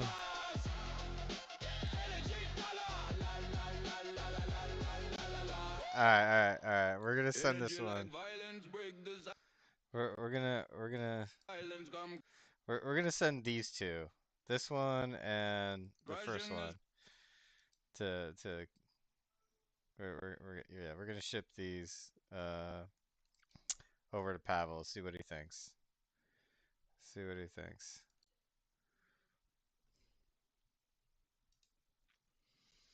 All right, let's hook up Pavel real quick. Ah, excuse me. Upload file. Let's see downloads. Yeah.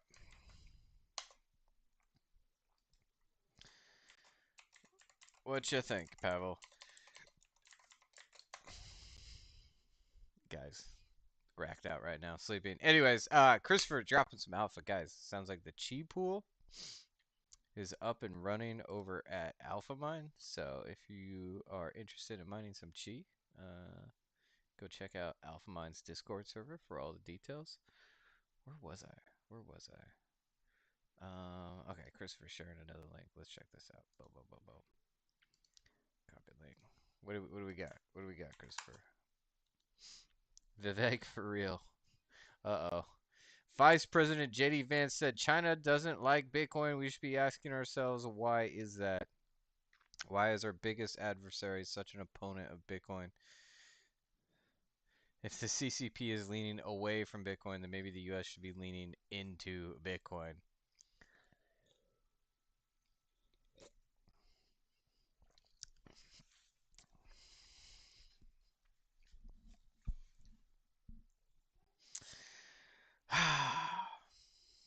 Here, let's let the man speak for himself. Here we go.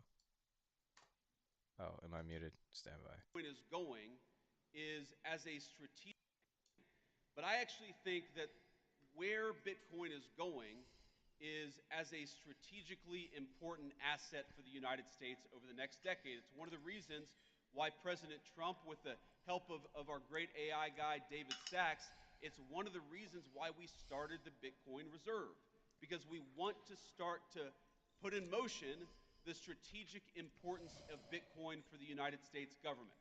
We know that the PRC doesn't like Bitcoin. The People's Republic of China doesn't like Bitcoin. Well, we should be asking ourselves, why is that? Why is our biggest adversary such an opponent of Bitcoin? And if the Communist Republic of China is leaning away from Bitcoin, then maybe the United States ought to be leaning into Bitcoin. And that's one of the things that we're going to be doing.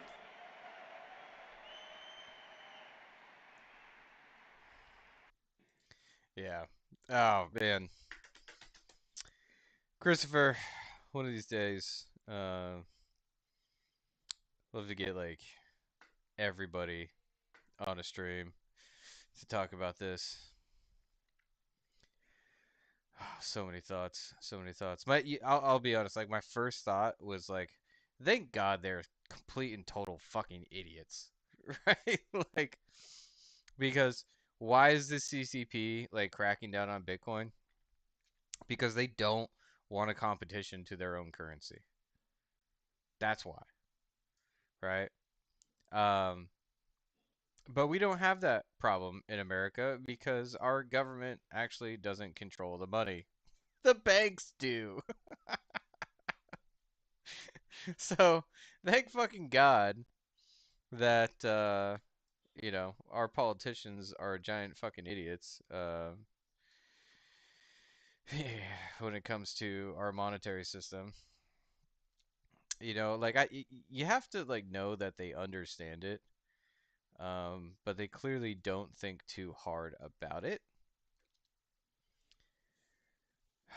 Or they're bought and sold, which is like probably the most likely scenario here. They're bought and sold by the bankers. and the class that can actually like print money and fund anything and everything that they want to. Love how like the next fucking comment under here is this one right now. So initial thought, thank fucking God they're idiots. But the second thought is, they're actually like in bed with people who aren't idiots, and are letting them like spew this nonsense, right? So like one of the biggest things I learned about the creation of the Federal Reserve is that even though it was led by the bankers, okay, the bankers are the ones who wanted the Federal Reserve, but the bankers were the ones that put up the politicians that actively promoted bankers as the evil ones to get the vote, right? Because if you told the people that the bankers are actually behind the Federal Reserve, they would never vote for it. But if you told the people that this is like something that's going to like make the evil bankers like come to heel, they will vote for it. So that's exactly what they did, right? Misinformation, disinformation, or just like global or like national fucking psyops on our voting base in order to get what you want is how they play this fucking game. So you can't take anything these people say at face value. So initial thought, these guys are fucking idiots, right? Spend 2 more seconds thinking about it and you realize we're being psyoped. There's an alternative agenda at play here. And clearly, shout out fucking 0 Day Keck for calling it like he sees it.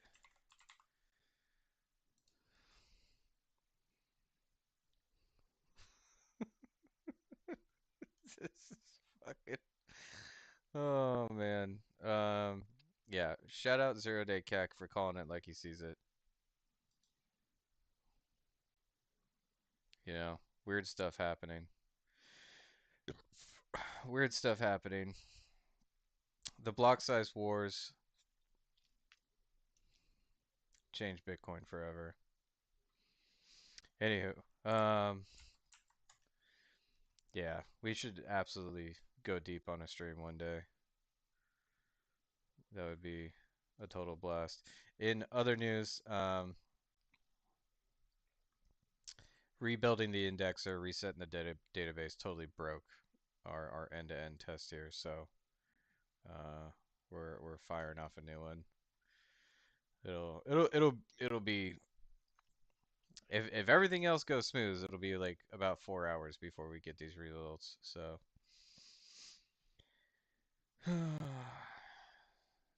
yeah, 100% Christopher. USA going to have a rough time with Bitcoin if Chinese companies control the ASIC market. Abso-fucking-lutely. Abso-fucking-lutely.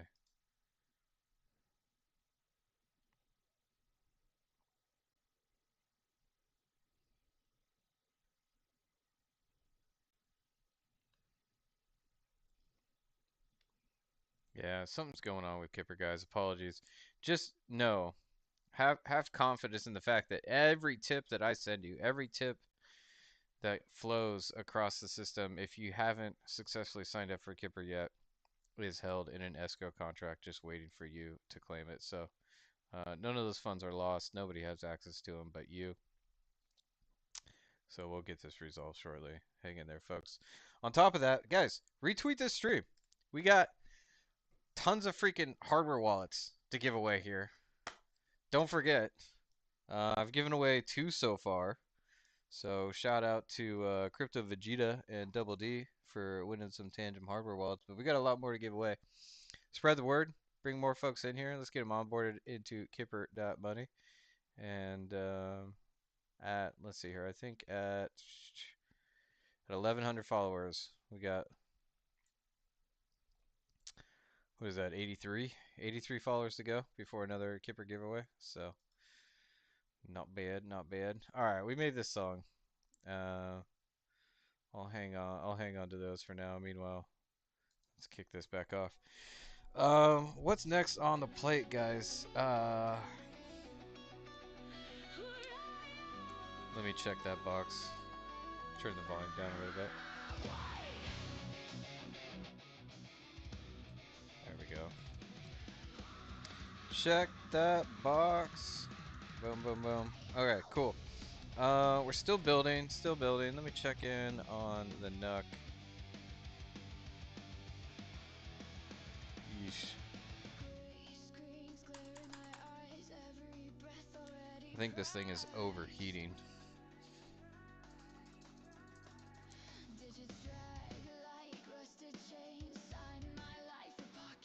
Wah wah.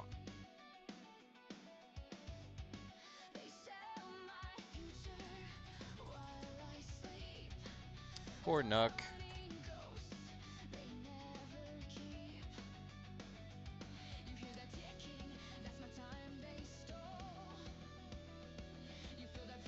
Just trying to recompile Node.js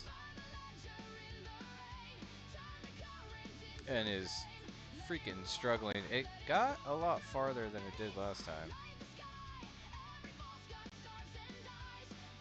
Let's see here. Gosh dang it, we're gonna have to reboot this thing.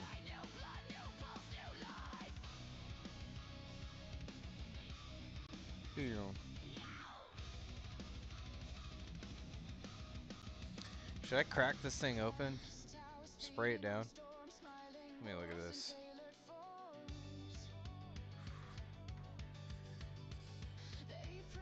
Yeah, it's a little hot. Let's see if I got a toolkit handy.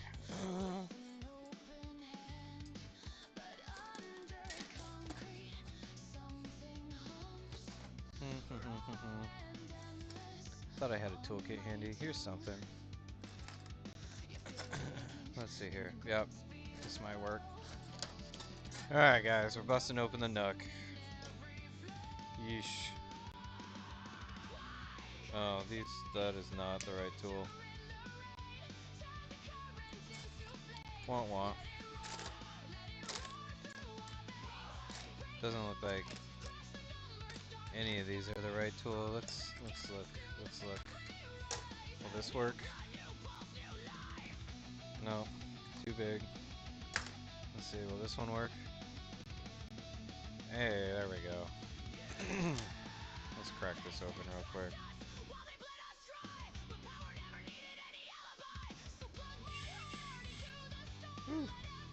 Set that aside.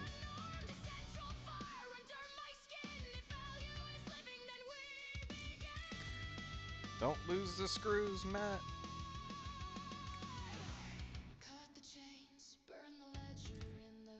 There we go.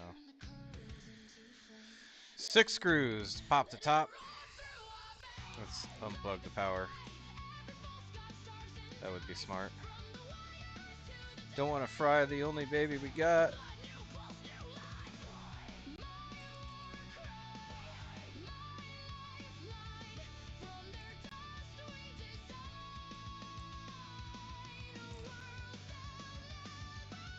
Oh, that is not helpful.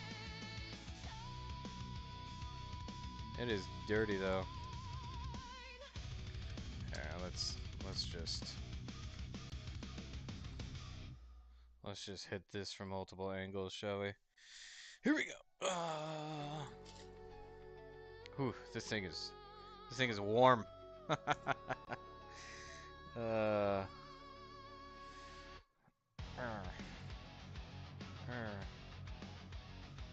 Here we go. Oh, brand new can. Nice. There we go. All right.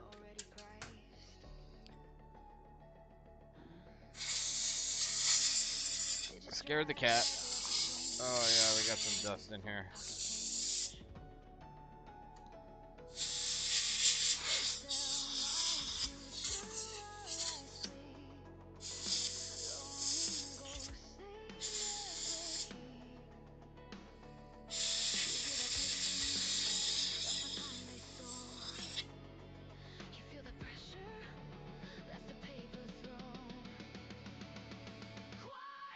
think that's the best I'm gonna be able to do.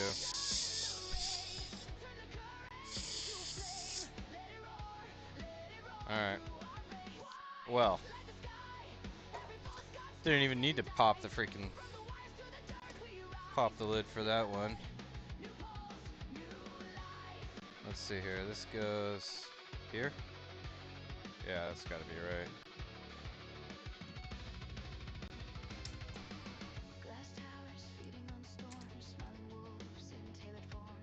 Alright, let's put this bad boy back in action.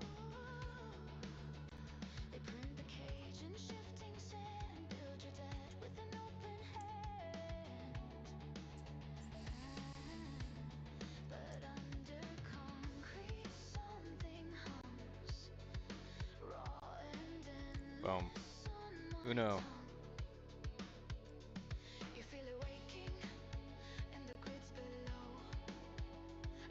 Each. Neat.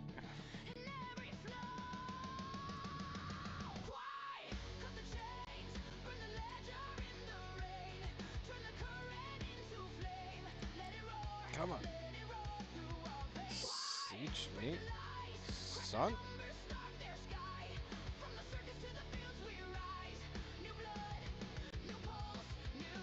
Each. Neat. Son.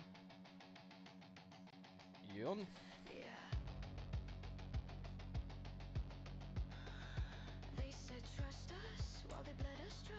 Each.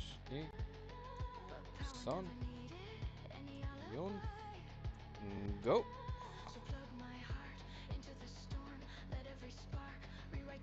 And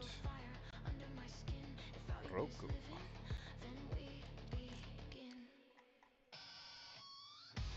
Tighten these bad boys down just a little bit more. Alright.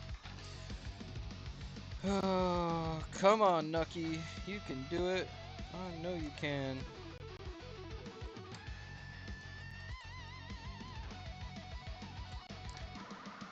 There we go.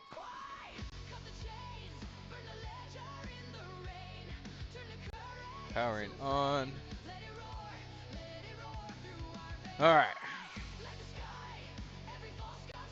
Test is running.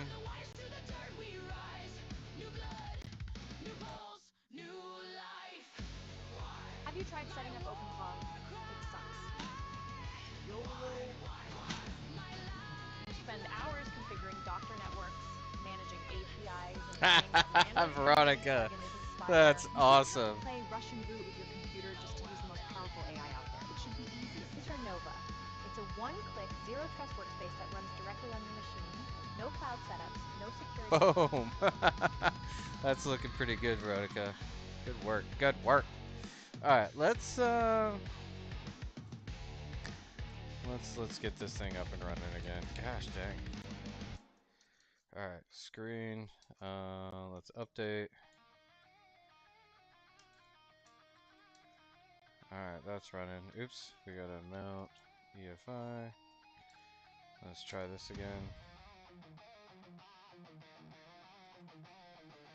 And we'll run HTOP in the background here. See where it crashes. If it crashes again. Alright. Holy cow, guys.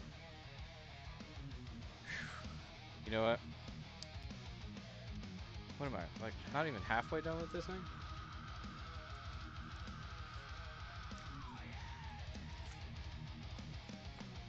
I already got a wee wee again? What is this thing? This thing... What's that? Is that 8 cores? Alright. Alright, we'll be right back.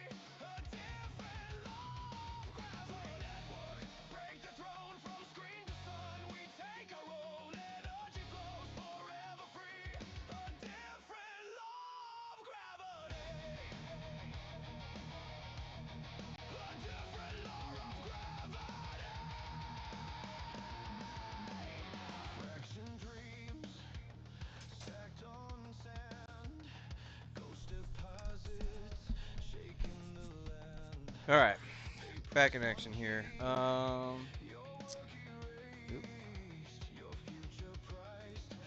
Checking with the team.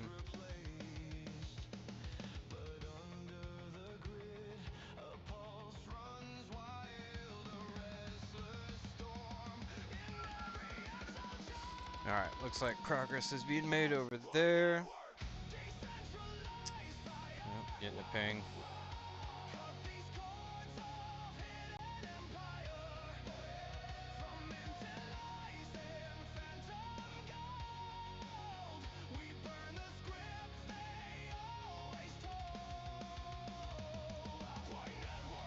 Okay.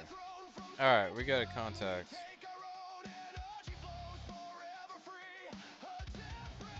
Nice.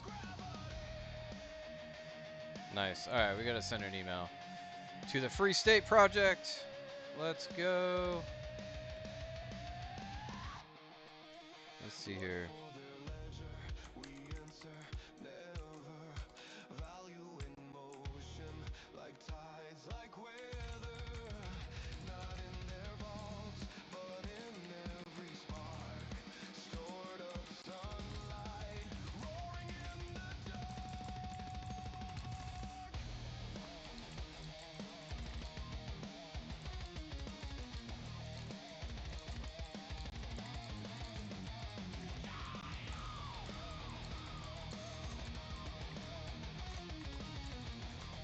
Nice. Launch that one. Alright, alright. Check, check, check, check.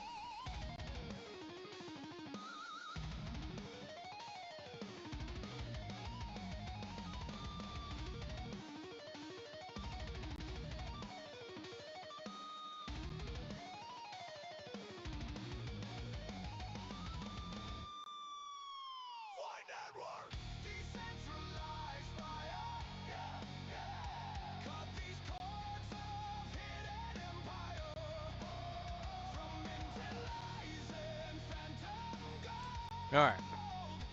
What's happening? Alright, that's moving, that's moving, that's moving. This is firing up. Alright. Alright, we're making progress, guys. We're making progress here.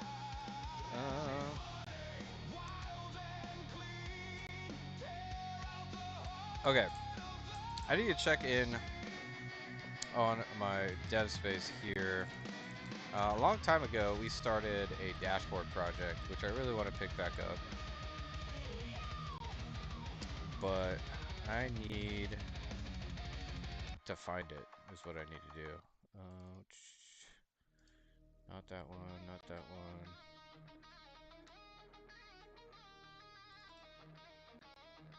Yeah, here we go.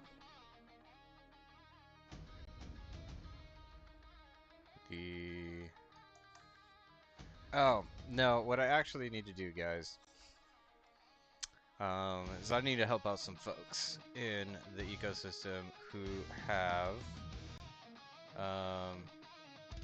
used the export JSON option for backing up their wallet. So let's see if I can help them out real quick. Let's do this wallet. Let's get a JSON export real quick.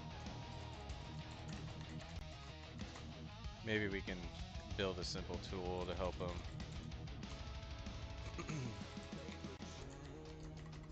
them recover their wallets. Definitely a miss on the team's part for not enabling an option to import these, but you should be able to solve this relatively easily. So let me see. Let me see if I can export this.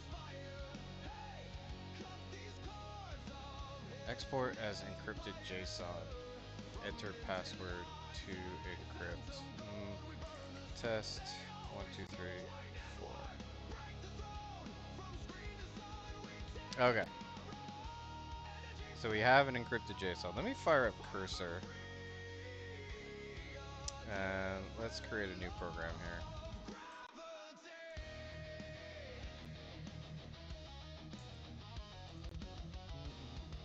Terminal, new terminal.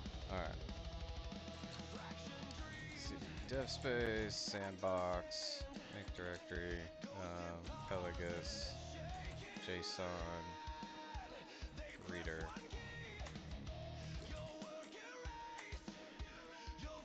Alright. Open. Let's actually, we need a copy.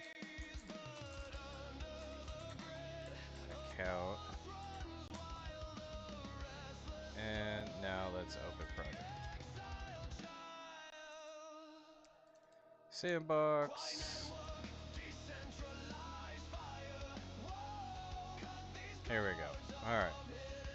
Let's show you guys how we cook this up here.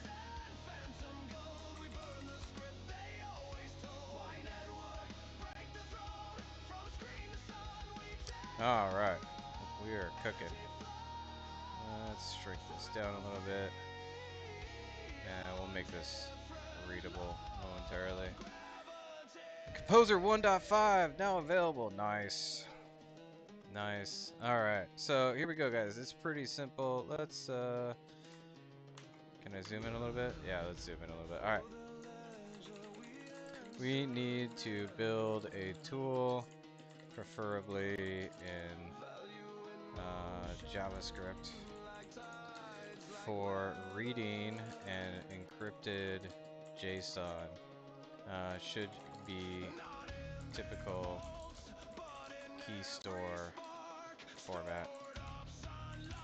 There's a .json already in the project. Let's get to work.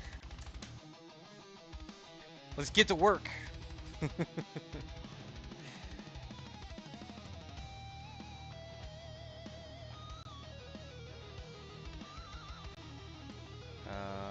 Allow list.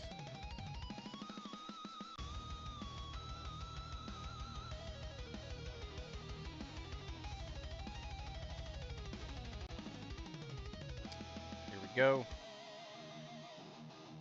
So we are using Cursor and a different AI model. This is Cursor's native AI model, Composer 1.5. Cursor does have access to all the other AI models though. Oh, supposedly it's already done.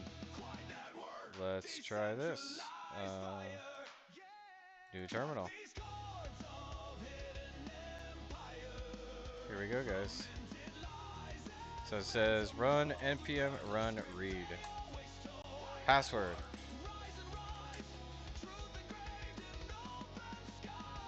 That simple. That fucking simple.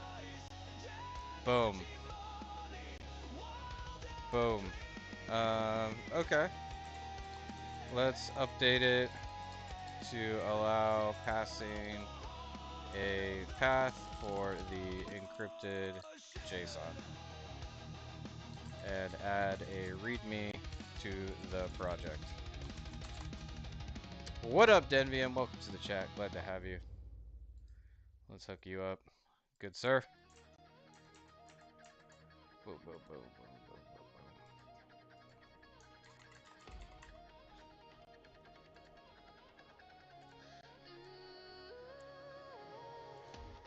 boom. Boom, boom. That easy. We are cooking, folks.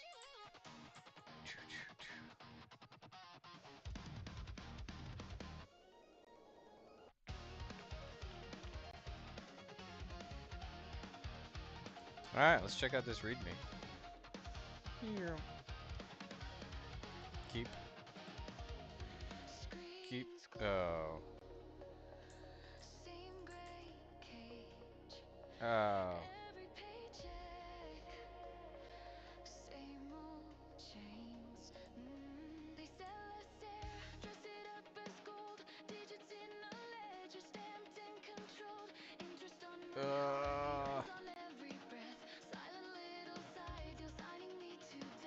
Does this thing work? Does this thing work? Let's try this again.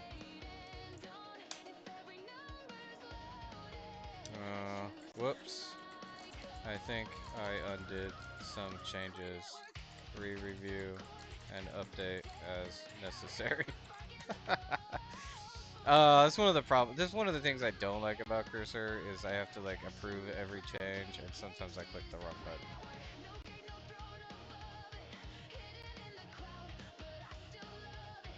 All right, keep all. Boom.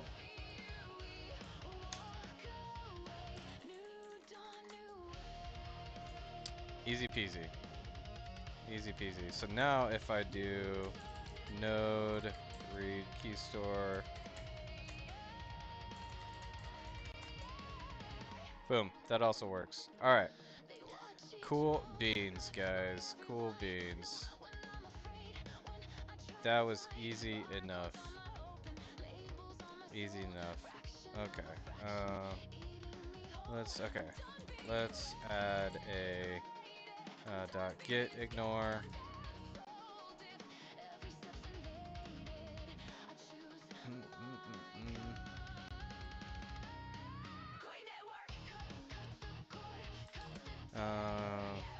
And think about how we can enhance this to make it as simple and easy as possible for regular end users.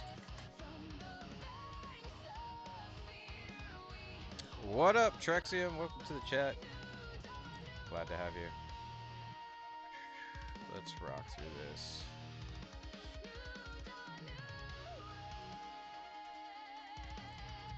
Whoa, we got way too many tabs open here. Don't need that. Don't need that. Don't need that. Don't need that. Here you go, man. Easy enough. Easy enough.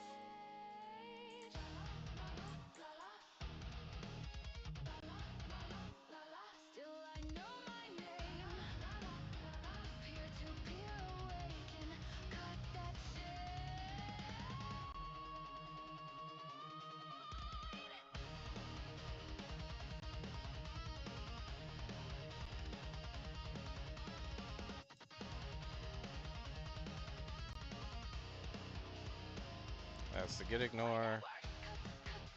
Place your encrypted key stores in this folder as. Alright, let's run this.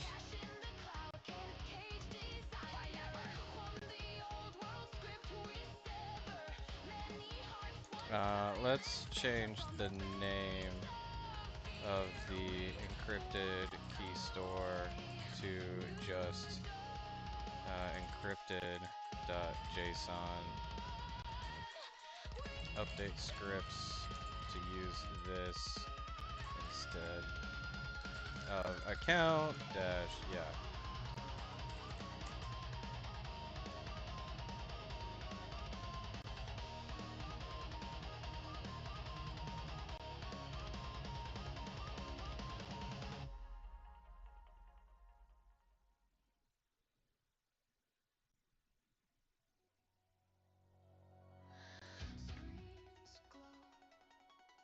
Boom, boom.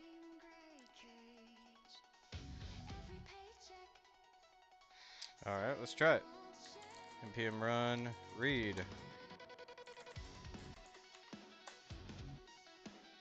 Easy enough. Boom, boom, folks. Easy enough. All right. Cool. Keep review next file. Keep review next file. Keep. Cool. All right. Let's make a repo for all our friendly community members. What up, Kelly Young? Welcome to the chat. Bear with me one moment here.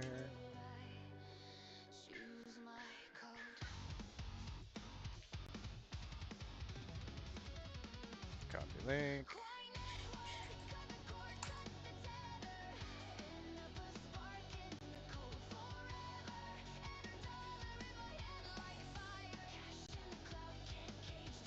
There you go. Easy enough.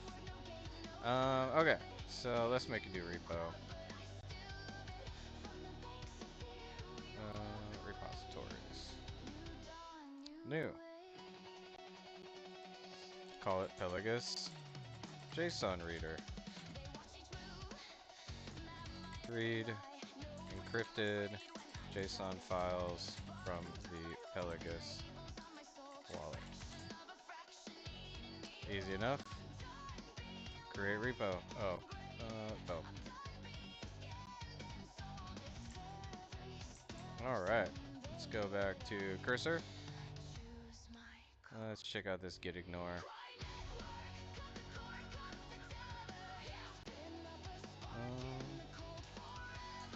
Let's add encrypted.json to git ignore.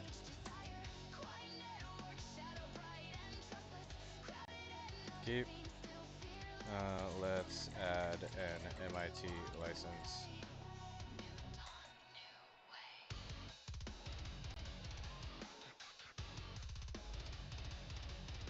Easy enough. Boom. Alright. So let's shrink this a little bit. And let's initialize this repository, shall we? Git init. Git add dot. Git commit m. Initial commit. Git branch. What is this? M main. Git remote. Add origin. Git at github.com.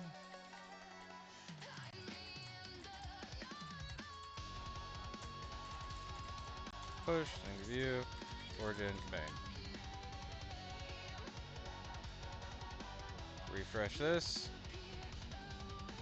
Here it is, guys. Decrypt and read encrypted Ethereum key store. JSON file supports the standard Web3 secret storage definition format. Place your encrypted key store in this folder as encrypted.json, then npm install, npm run read. Enter your password when prompted. You'll see your address and private key. Easy enough.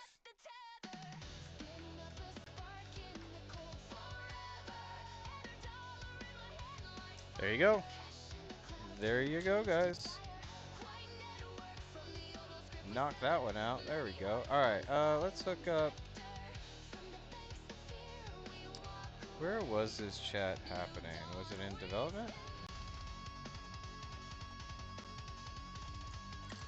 Just created a tool for you. FYI, Keyshore.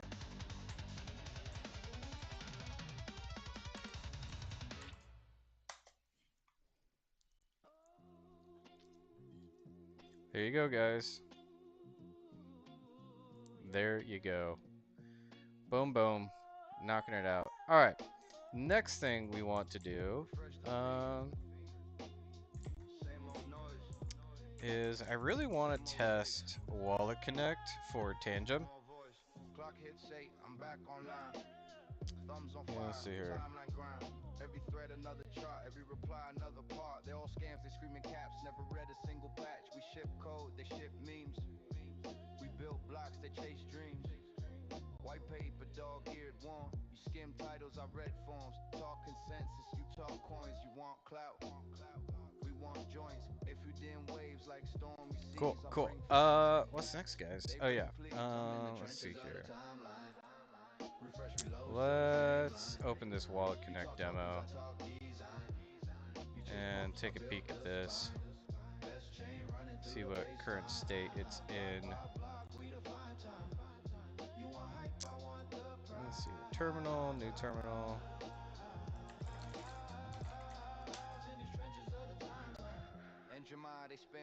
Localhost 3000. Let's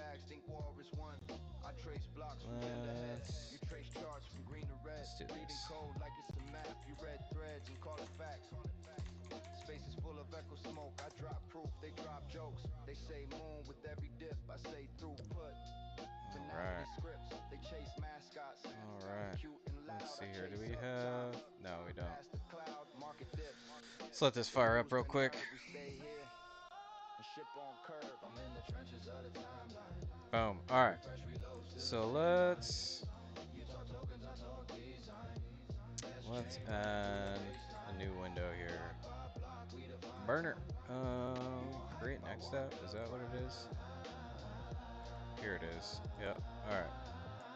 Way too big. We'll shrink this down. Throw it up in the corner here. Boop, boop, boop, boop. There you go, guys. Welcome to the chat, Irit. Glad to have you. Let's get you hooked up.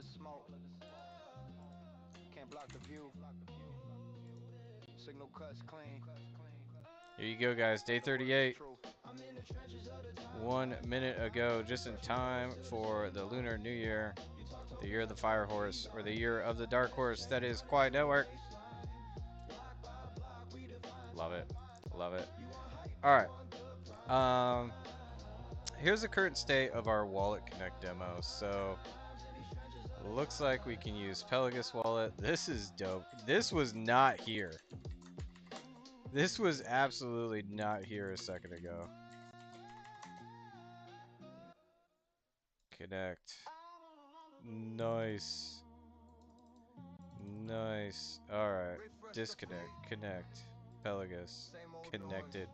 Holy cow. This was not here a second ago. Same small voice. Yeah, yeah, yeah. Hmm. Clock hits 8. I'm back online. Thumbs on right. We need to enhance this load because we gotta test signing and sending transactions. So let's go back to cursor.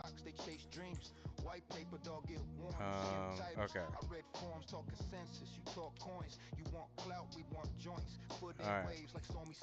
Alright.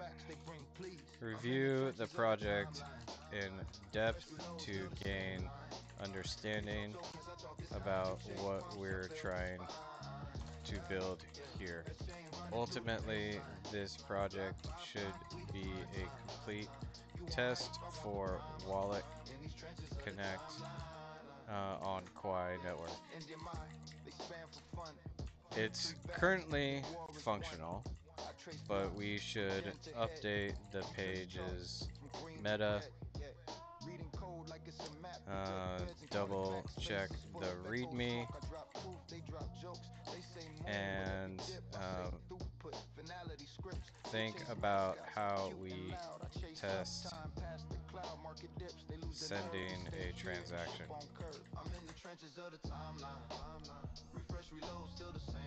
Here we go. Here we go.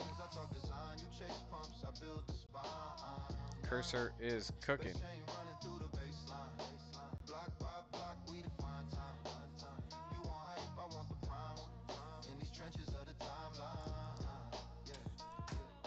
Scroll past noise, mute that feed, filter for minds that really read all of the smoke. Can't block the view. Signal cuts clean when the work is true. I'm in the trenches of the timeline. Refresh, reload, still the same line. You talk tokens, I talk design. You chase pumps, I build the spine. Best chain running through the baseline. Block by block, we define time. You want hype, I want the primes. In these trenches of the timeline. Build fails. Alright. Alright, a lot of changes made here. Alright, so let's do this. Let's reboot the browser.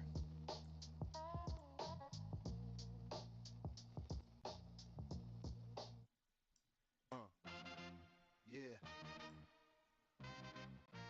Timeline scrolling. Block by block. And it's firing up over here. Let's build. Boom.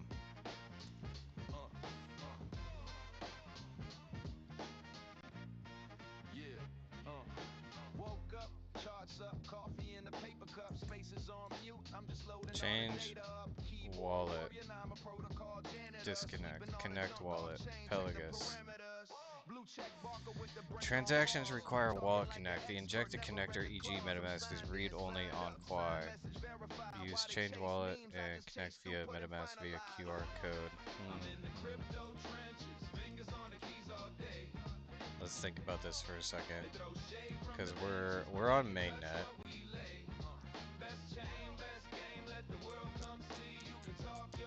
I need to fund this wallet a little bit. Let's give me a second here, guys. flipping this, flipping that every other week.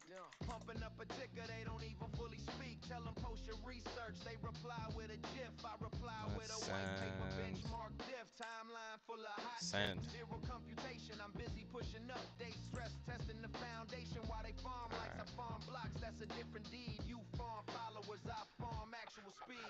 There we go. Okay. Let's try. Let's just try it. Can't send Quai.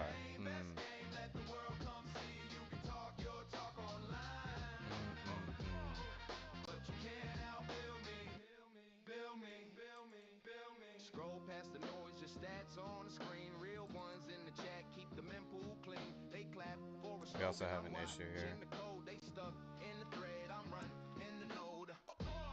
I'm in the crypto trenches, fingers on the keys all day. I'm just gonna paste this into cursor. Get it to fix this. Boom.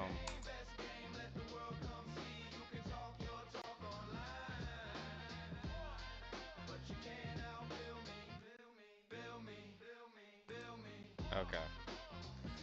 Alright, so we're showing the balance, right? So, like, clearly that's working.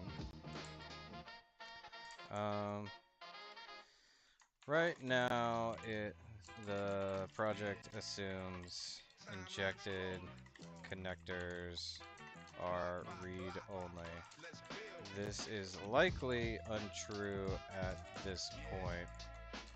Let's go ahead and try and make sure we can try sending a transaction with an injected wallet. Woke up, charts up, coffee in a paper cup, spaces on mute. I'm just loading all the data up. Keyboard warrior, and I'm a protocol janitor. Boom, boom, boom. All right. Check the parameters. Blue check, all right, let's give it a shot, guys. We're using Wallet Connect here, so let's give it a shot. Send Quai. Ooh! You guys aren't seeing it, but I'm signing a transaction. It says transaction sent successfully. Activity. It's pending. It's pending.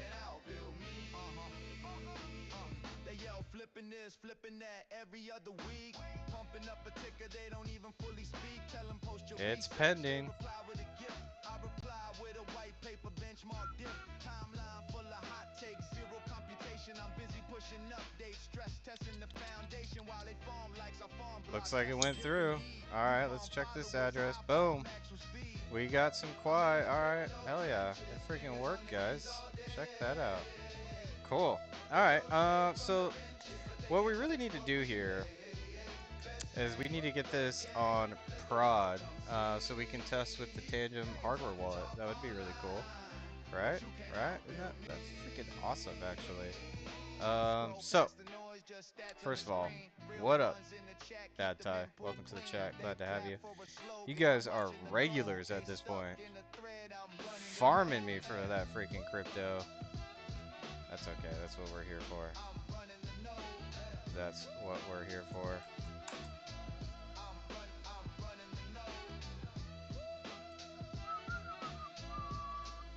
There you go, man. There you go. Guys, make sure you're retweeting these streams. Like I said, I got freaking crap tons of Tangent hardware wallets to give away. We'll give away another one at 1,100 followers. So help me help you. Let's get more followers in here. Let's get more followers in here. Anywho, where is this repo? This repo's up somewhere, right? Yeah. So let's try building it real quick. What's in this environment local? Okay. Alright, that's fine. That's fine.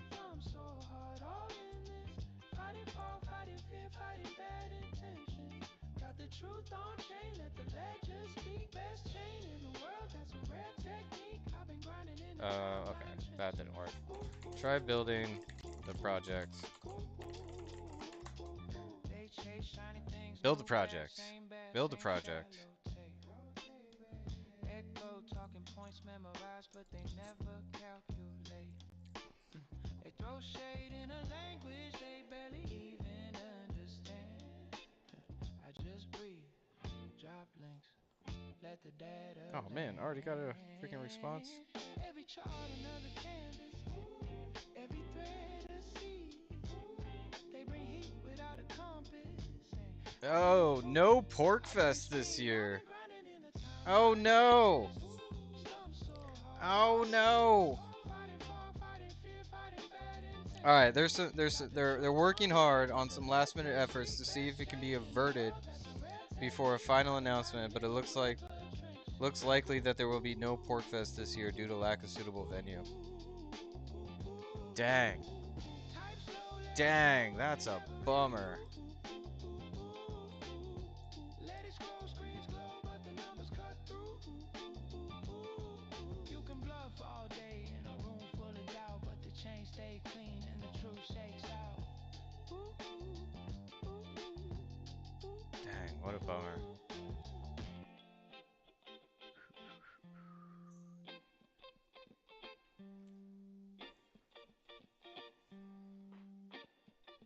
Hey, cat, stop ruining your dang chair.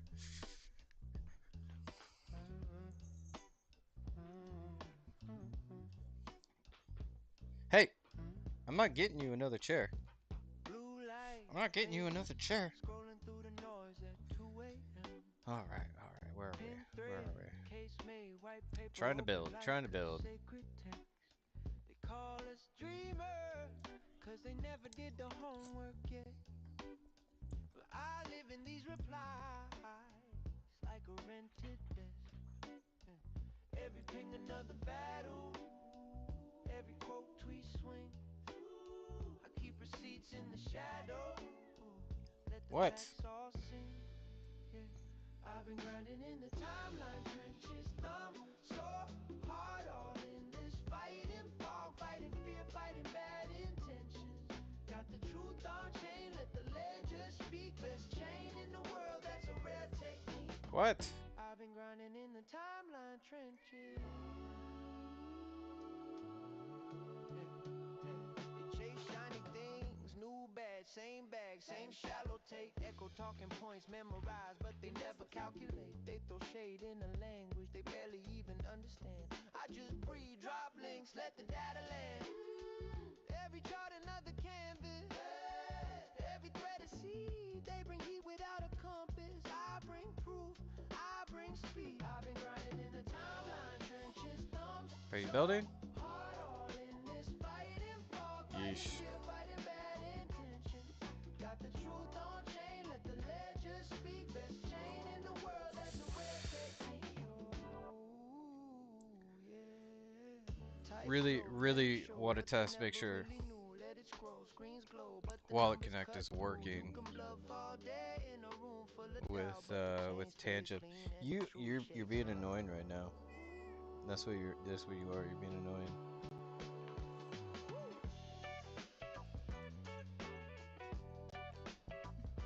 What?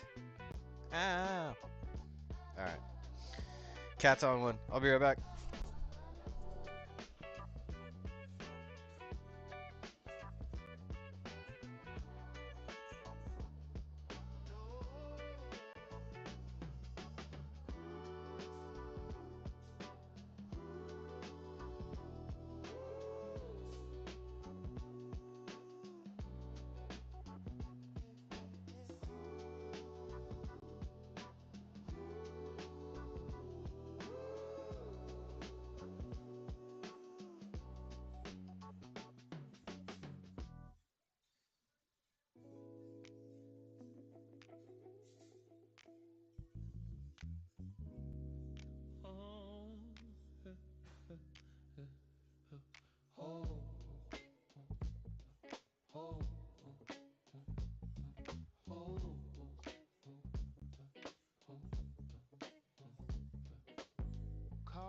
breath, blue light eyes, scrolling through the noise and the alibis. Timeline talking like a battlefield. Every second I'm explaining what's real. Got charts, got threads, got facts on tap. They got caps, lock, raging, collapsing all caps, turning panic into patient game. Turn the shade into subtle champagne. I'm in. Alright. Says build completed successfully.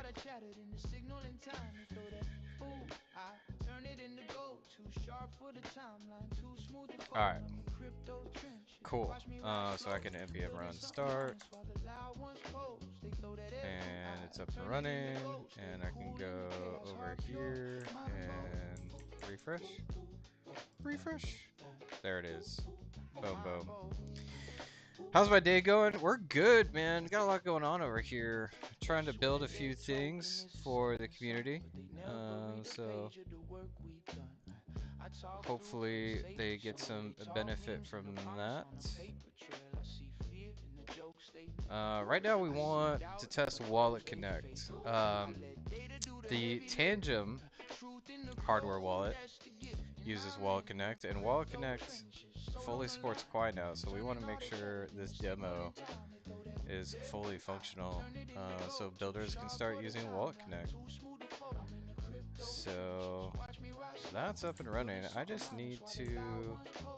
No, we need to commit these changes. That's what we need to do. All right, cool. Get add dot get commit -m. Getting ready for public.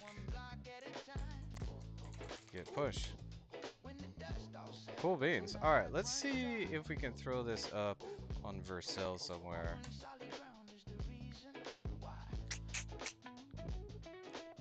Let's add new project.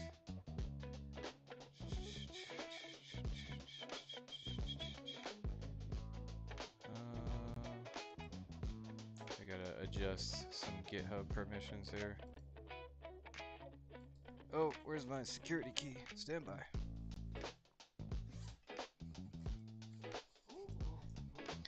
Quick! Plug it in!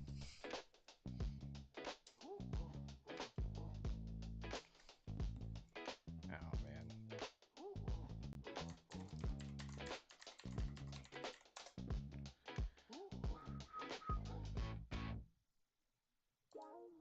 Just once.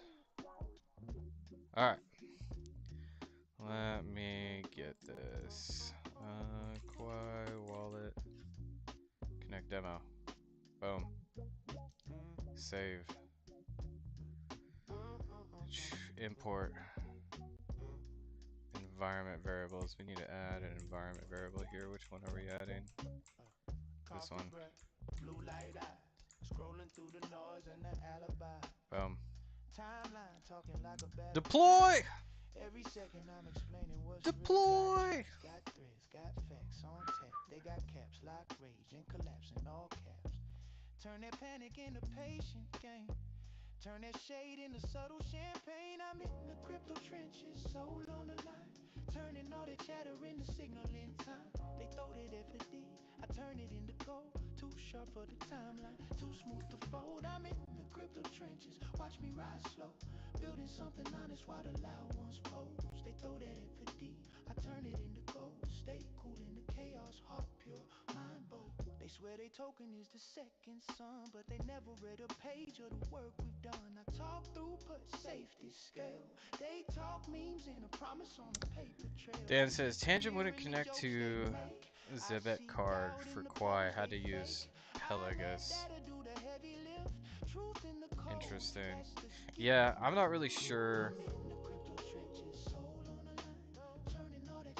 Oh, we got a vulnerable version of Next.js detected. Copy. Alright, stand by.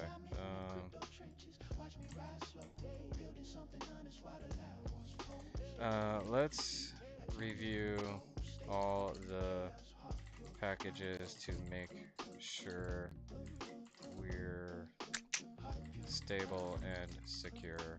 Make updates where necessary and rebuild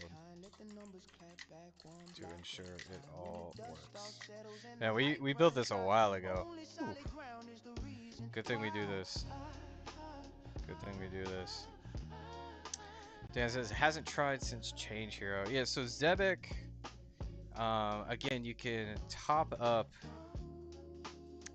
your Zebek card using the Pelagus wallet. I'm not sure if Zebek actually uses Wallet Connect or not. I'm not sure.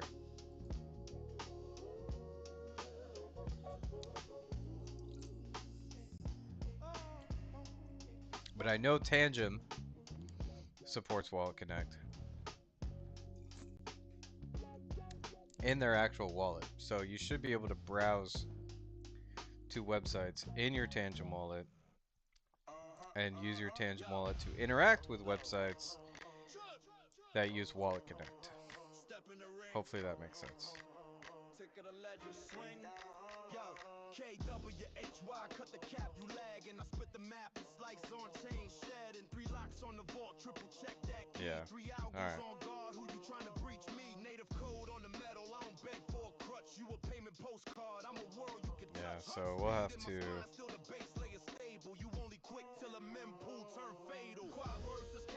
test this. Waiting for approval. Keep. Name ring bells, cast 1,000 blocks in a blink. Go stay grab. Watch the timestamp sink through Run. thick. See the Run. numbers. Don't lie, you busy with your gadgets. I'm a raw fast guy. One guard dog on the porch, still nobody inside. Simple stack, less parts, smaller surface to hide. You chasing contracts, bloated toys in the core. I'm clean, I'm lean, I'm the lane for pure score. Quai versus Casper, line 'em up, who next? Utility speed, security, decentral flex. Yeah, we gotta update Next.js here. There was a security vulnerability a while ago that they ended up fixing pretty quickly.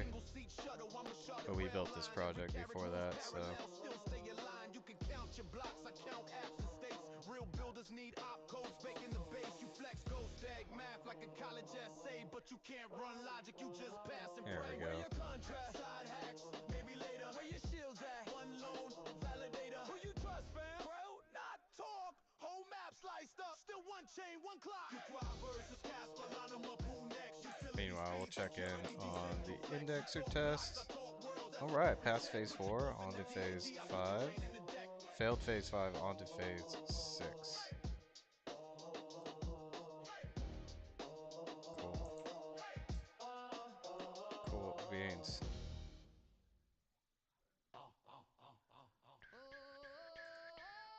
Step in the ring. Tick of the ledger swing. Man, crypto is quiet these days. Yeah.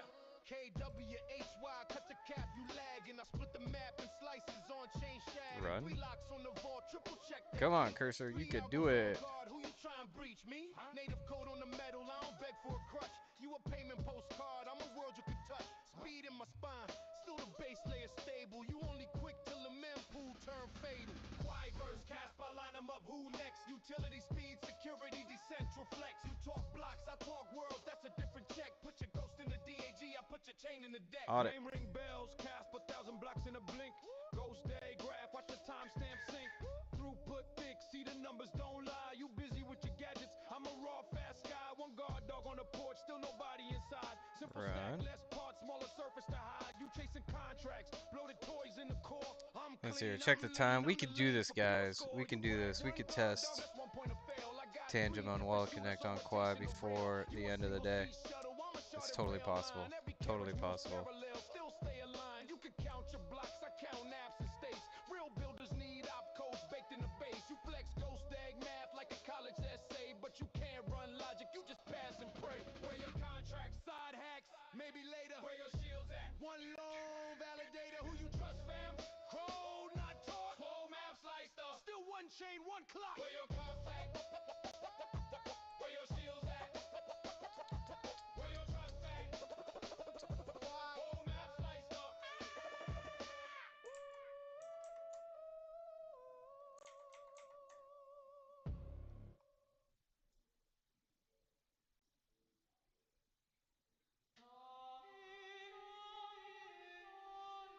can do this. Yeah. Chain versus chain. Quai Network.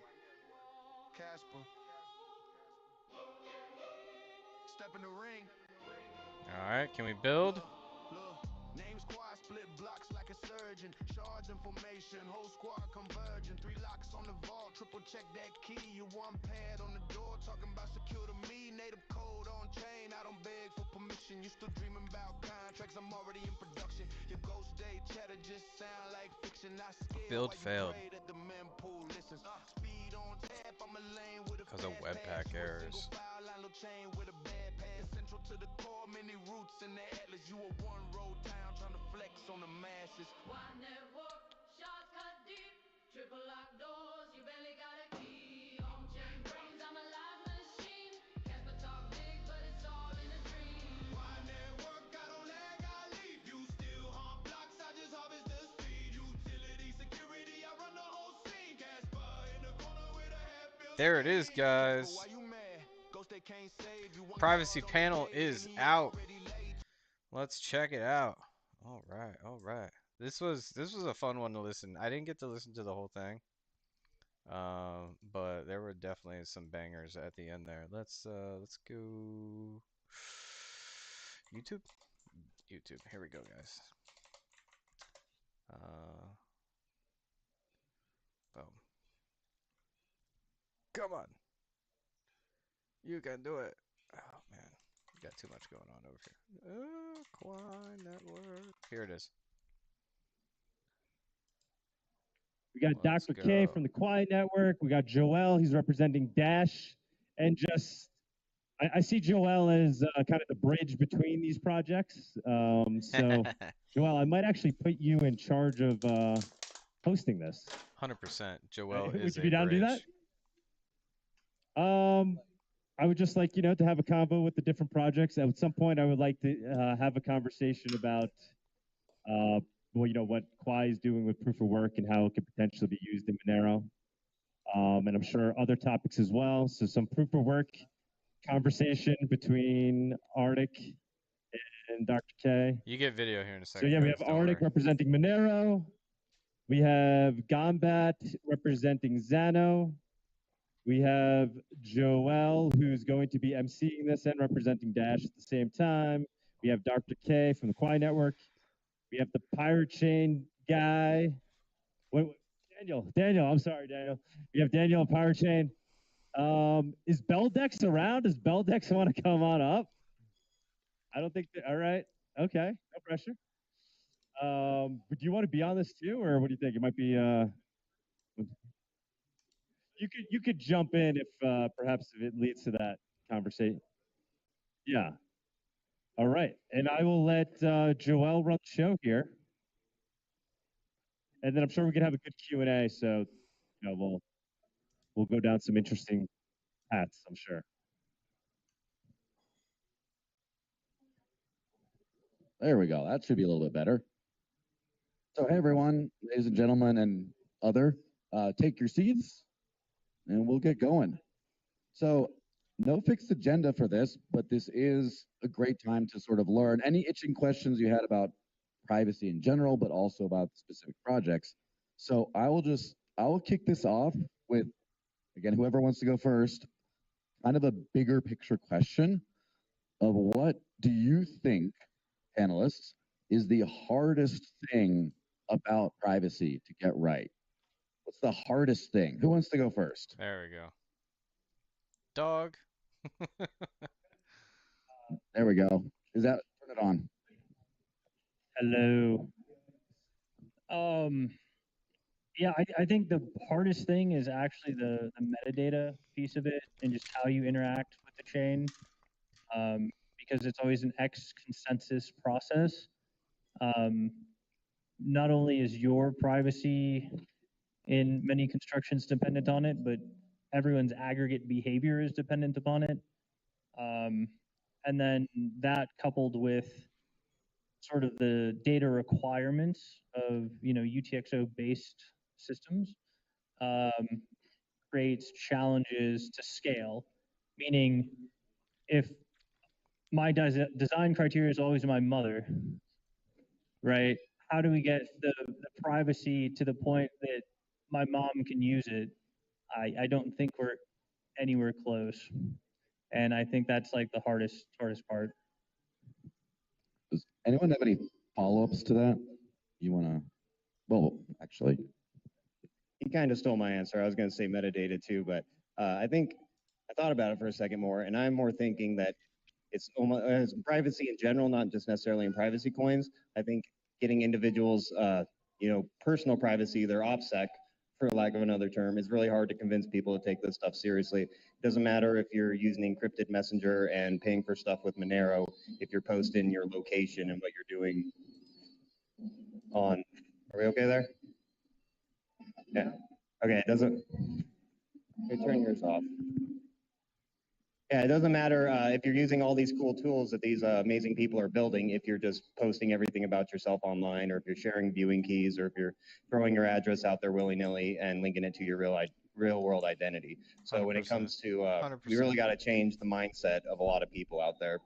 Because the more people we get using these tools and taking their privacy seriously, the more private we are using those tools also. You think of it as a big anonymity set. The more of us that are taking their privacy seriously, the more private we all are.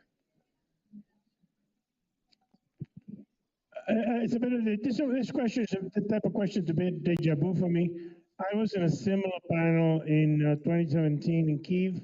I got a similar question, and my answer there, the question was, they were worried about the Ukrainian KGB and what you could do to prevent them attacking Monero.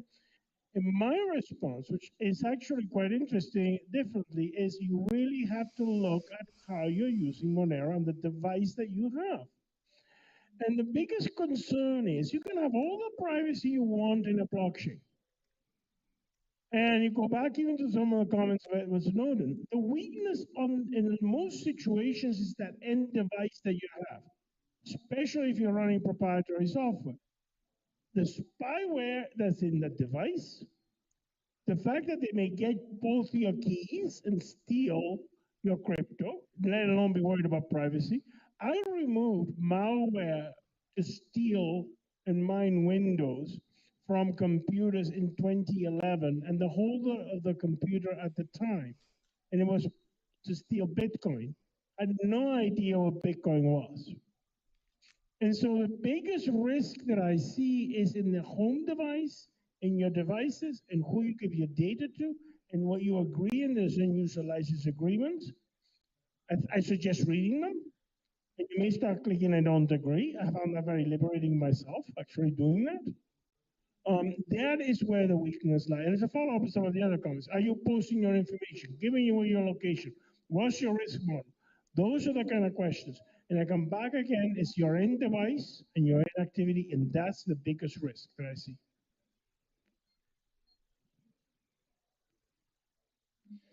Also, I think we don't need to don't lose track of how important is privacy. Like, it doesn't need to be perfect, because if you really go down the rabbit hole, you start to realize, okay, I changed my OS, but what about my hardware? Well, what about the Intel management engine? How do I turn that off? And I think some people just go deeper and deeper and realize how much, what are the leakages, and that's good. But if the result is that you end up giving up, then that's not good. I think we should get used to imperfect privacy. I think that's fine. The reason why we lock our doors, that won't prevent someone really motivated from getting in, but it's still a good idea because it'll make it harder. So as long as we make it just a bit harder to be tracked down, that's also a good thing. Don't lose track of it. All right, cursor's finally yeah, done. definitely like the net total privacy, increasing that. One kind of question I sort of had, sort of on that line, seems like we sort of agreed a lot that metadata and external to the actual privacy tech of the blockchain seems to be the biggest way people hamstring themselves. Now, what are some of the biggest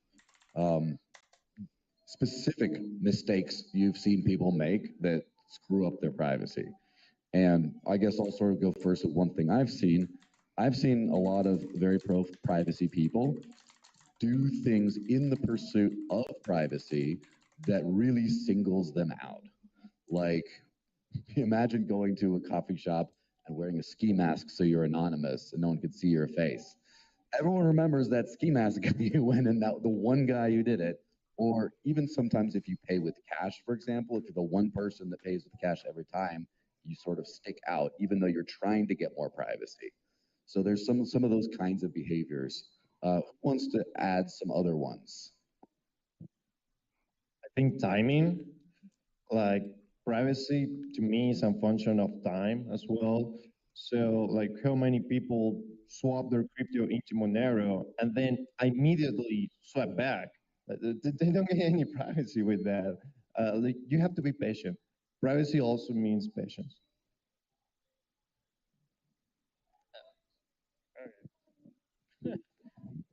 Um, yeah, one thing that I see a lot is people become unaware when they go from a KYC system to a private system or a private system to a KYC system. It's kind of this concept of swapping quickly in and out of Monero, but that point of identity tracks with you for quite a while, depending on the system, not just in time, but in depth. So one of the things, and this is probably one of Monero's strengths, as well as one of its weaknesses, is that it's actually hard to get in and out of. but with that, right, the longer you're in Monero and the longer you use it in a circular economy in a non-KYC'd environment, the better off you are. And the closer you are to having purchased or transacted that in a identified environment, there is a privacy loss that takes place there. And most people are unaware of that.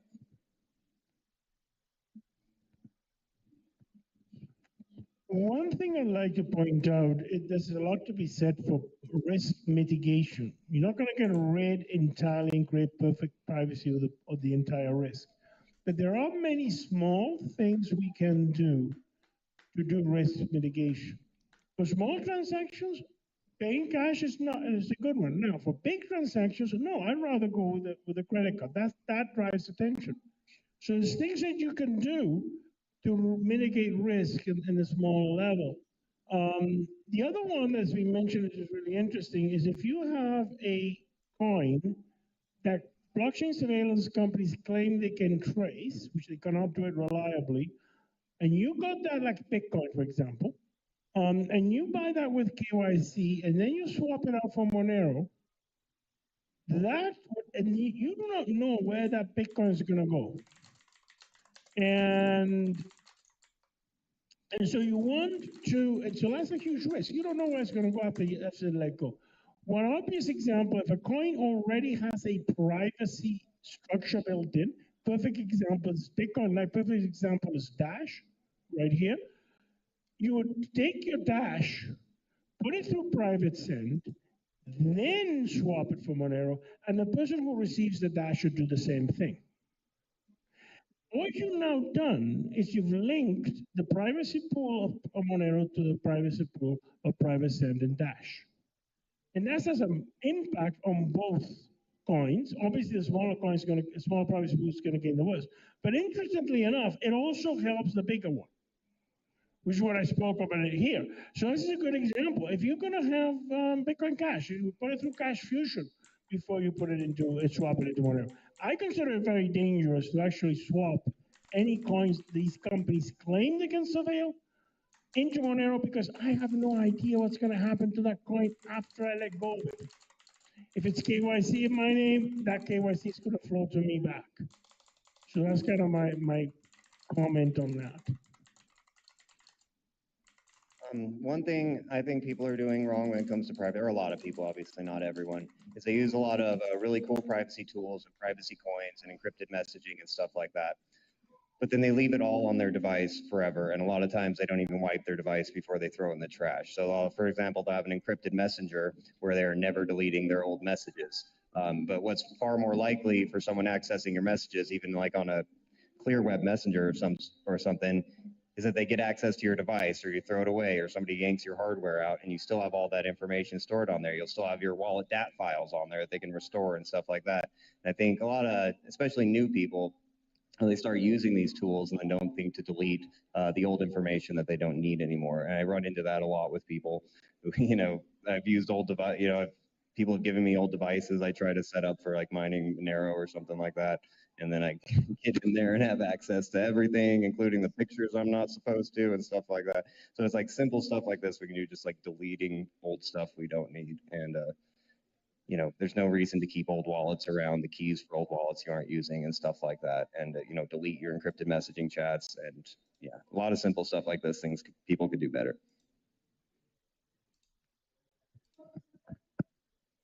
Yeah, I just want to add, guys, your data trail is a liability. You should have like a data retention policy for your email, which is default delete it all the time. If there's something that you need, like put it in a folder, clear your inbox. If you're using Signal, like you should be deleting messages once a week. Your data trail is a freaking liability, and you're never going to go back to look at it unless there's some sort of lawsuit and discovery, at which point you're not going to fucking want to have it. So like everyone should just internalize that you don't need that data and you should just always be deleting it. Yeah, definitely. I've seen quite a few political scandals that have happened from Signal chats. And of course, the common misconception amongst the commoners might be that Signal is broken. But no, Signal works, but you take screenshots in a Signal chat and people see what's in there months back. So kind of the next question or idea is around the actual privacy tech itself. What do you think is one thing that a lot of privacy projects, potentially including your favorite, get wrong or could do better about specifically? If there's one thing you could have the whole privacy space do a little bit better, what would it be? Who wants to go first? There we go. For someone who's out here talking to people a lot, I think it's messaging, and this might be a self-criticism to myself, more than anyone. We tend to like really doom and gloom people a lot, and sometimes I see from our community a lot of like shame going out to other people, or talking down to them, or making them think they're stupid, or what we were talking about earlier, insinuating the guy completely changed their entire digital life. Instead of taking small incremental steps to getting more privacy, like deleting your old emails, like switching over to Signal or something like that. And we got to make sure we tell people it's okay to use this stuff and be upbeat with them, because we do act like we're better than people a lot. And I don't know, maybe we are, but we shouldn't act like we shouldn't act like that. So that's something I've been struggling with, how to properly market things. And it's, I don't even know if marketing is the right word when you're talking about decentralized projects, but get this message out to people in a positive way. And especially when we're competing against the meme coins and these absolute trash that is out there, that's all just pump, oh look at the price, pump, you're going to get rich. Try to do it in an ethical way, but still get people excited about it too. So it's something I've been reflecting on a lot lately, is how to talk to people and really how to onboard them onto these things, because the developers have created some amazing stuff, and at this point it's fairly easy to use. It's come a long way from where we were just a few years ago.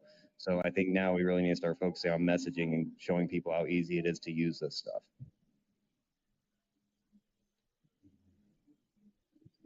The one thing that I'll say is, as a company that's providing a service, your customer data is always a liability.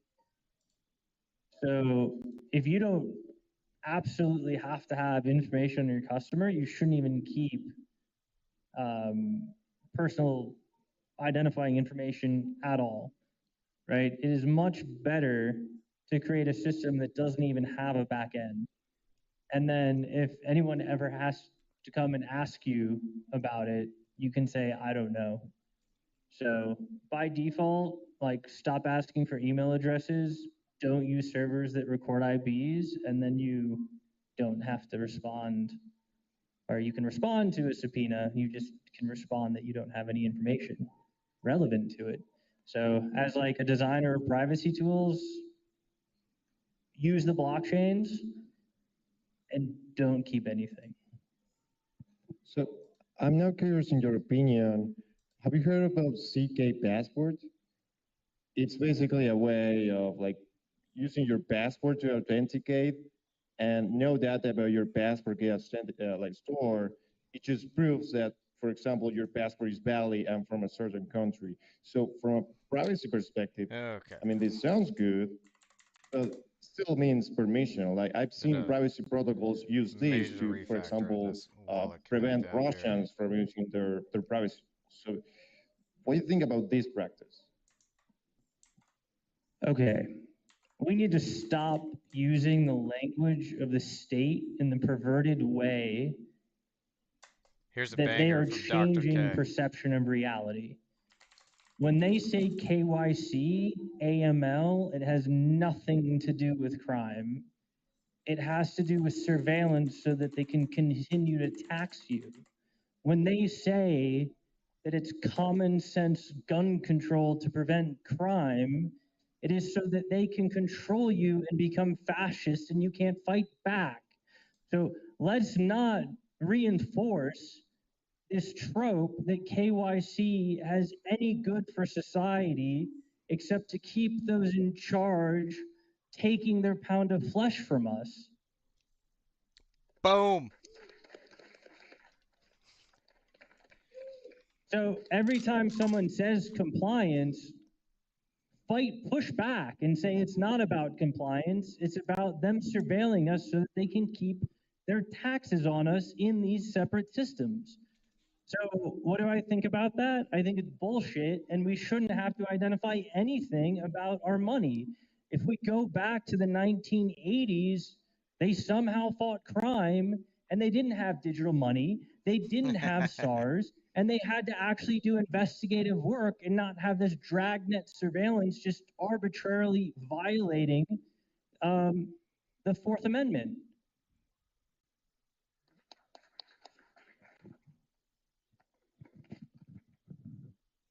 As a follow-up on this, I would suggest following the U.S. versus Ronan Stolinoff case, which was discussed here by one of the attorneys there, Director in Law, Michael Hazard, because it does deal with very much with the right, difficulty guys. of blockchain surveillance in particular.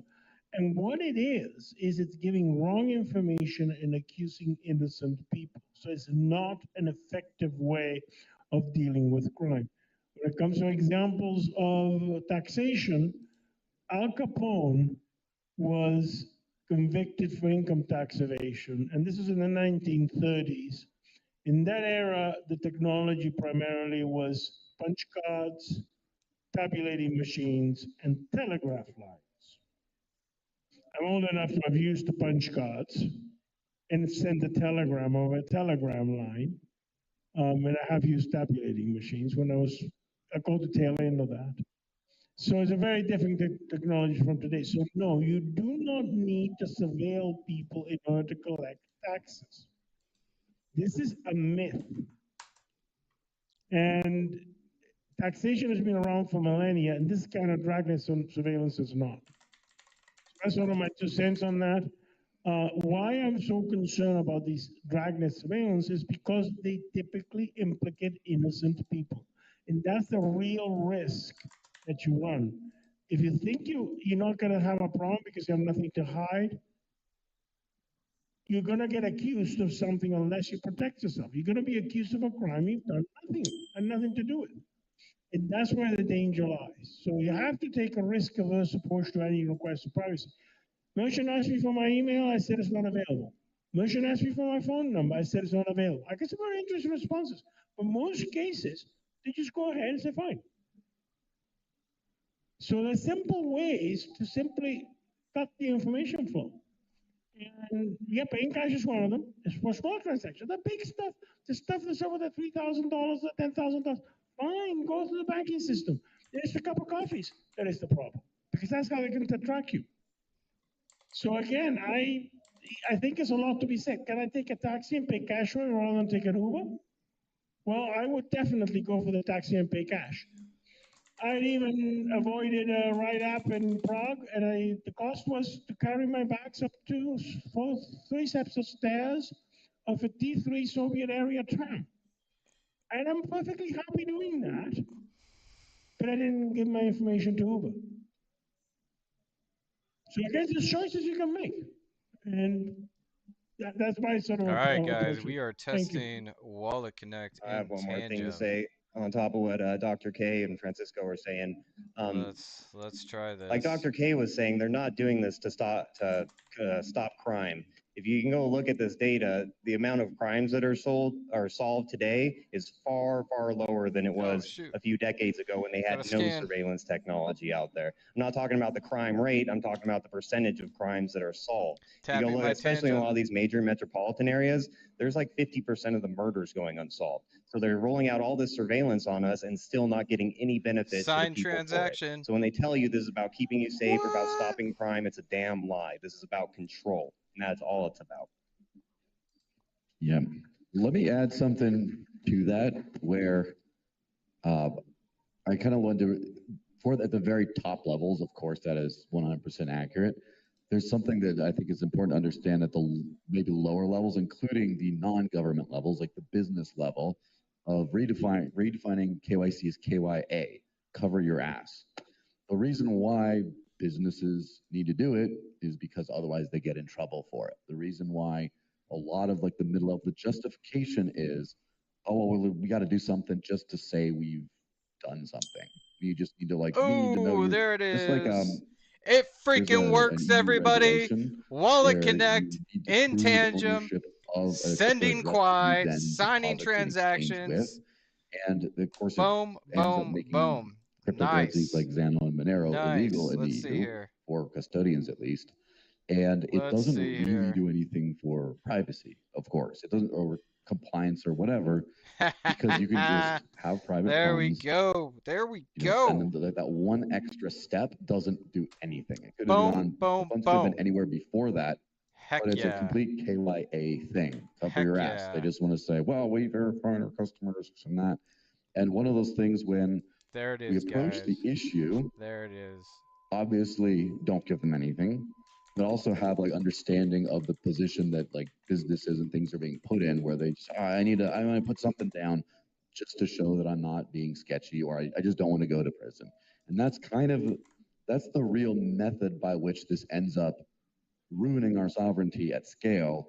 It's the compliance of the All right, middle guys. stack, All right, the guys. businesses, and then the Let's see lower here. level law enforcement that just say, we want to We gotta put something down on a we piece of gotta paper that tie up just some said we loose did our ends real best, quick. we did our Good to job. know. And the only Okay. way we can Boom. effectively fight that is by understanding that perspective and being able to come at it with that attitude of being like, I understand you Copy have link to do address. something like this, Boom. but still no, or but there's a better way, or but I Team. understand you're trying to do this, but no. Just tested.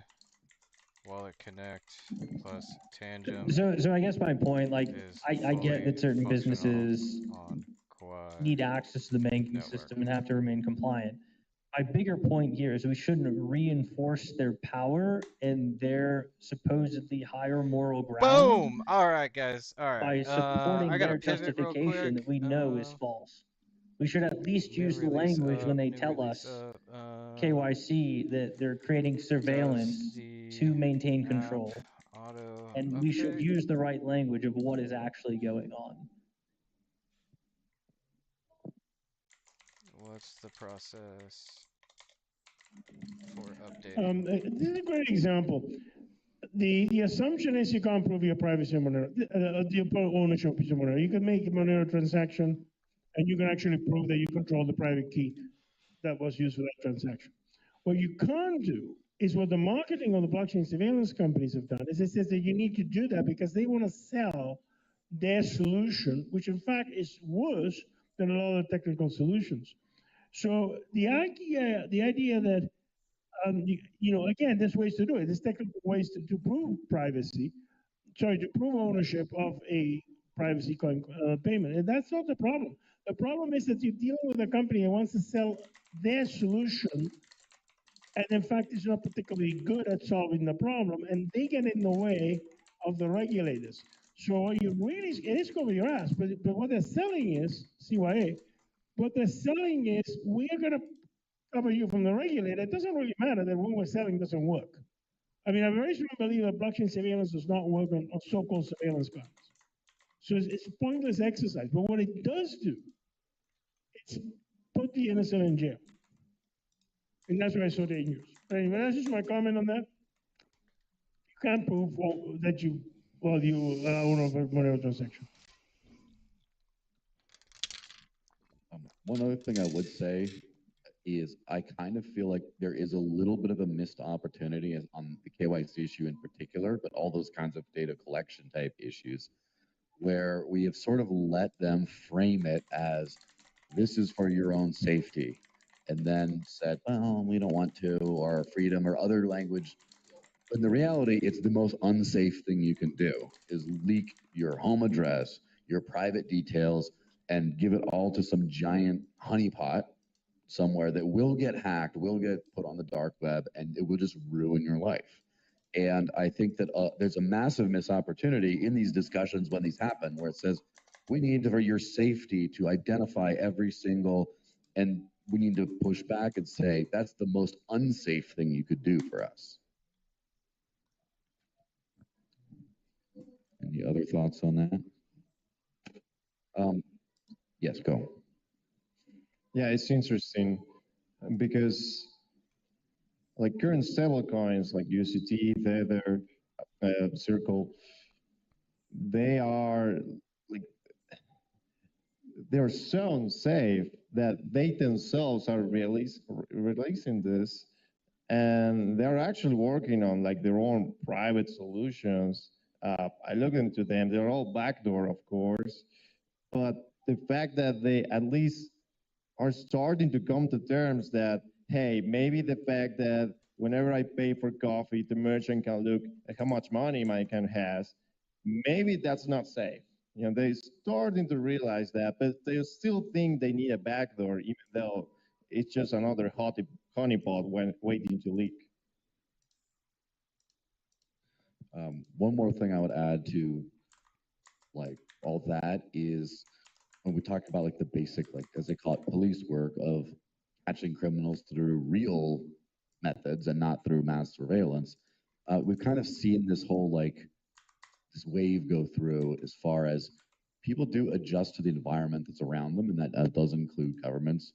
And for example, today in 2026, no one really thinks it's reasonable to ask, for example, the Bitcoin or Ethereum blockchains to censor transactions. If a hacker steals it, they're just like, all right, we'll trace, we'll do whatever we can, but we can't reverse the transactions. They've sort of accepted that at least the biggest blockchains are uncensorable. And there's tons of nuance of that. That would be another 3-hour discussion, I'm sure. But then the next thing, when we have decentralized exchanges, especially the AMM dexes like Thorchain, Maya Protocol, etc., there was a lot of heat on them because stolen funds were swapped for other cryptos through these decentralized exchanges. And now, after like the third or fourth time a North Korean hack has gone through Thorchain, the inability to stop that has kind of caused no developers to go to prison now for it. And same thing with like privacy tech. Sometimes you just have to hold on and normalize it, and personally stay out of prison in the meantime until the world wakes up and accepts that this is normal, that privacy is normal, and that we have to learn to deal with unpleasant things in society without compromising everyone's privacy.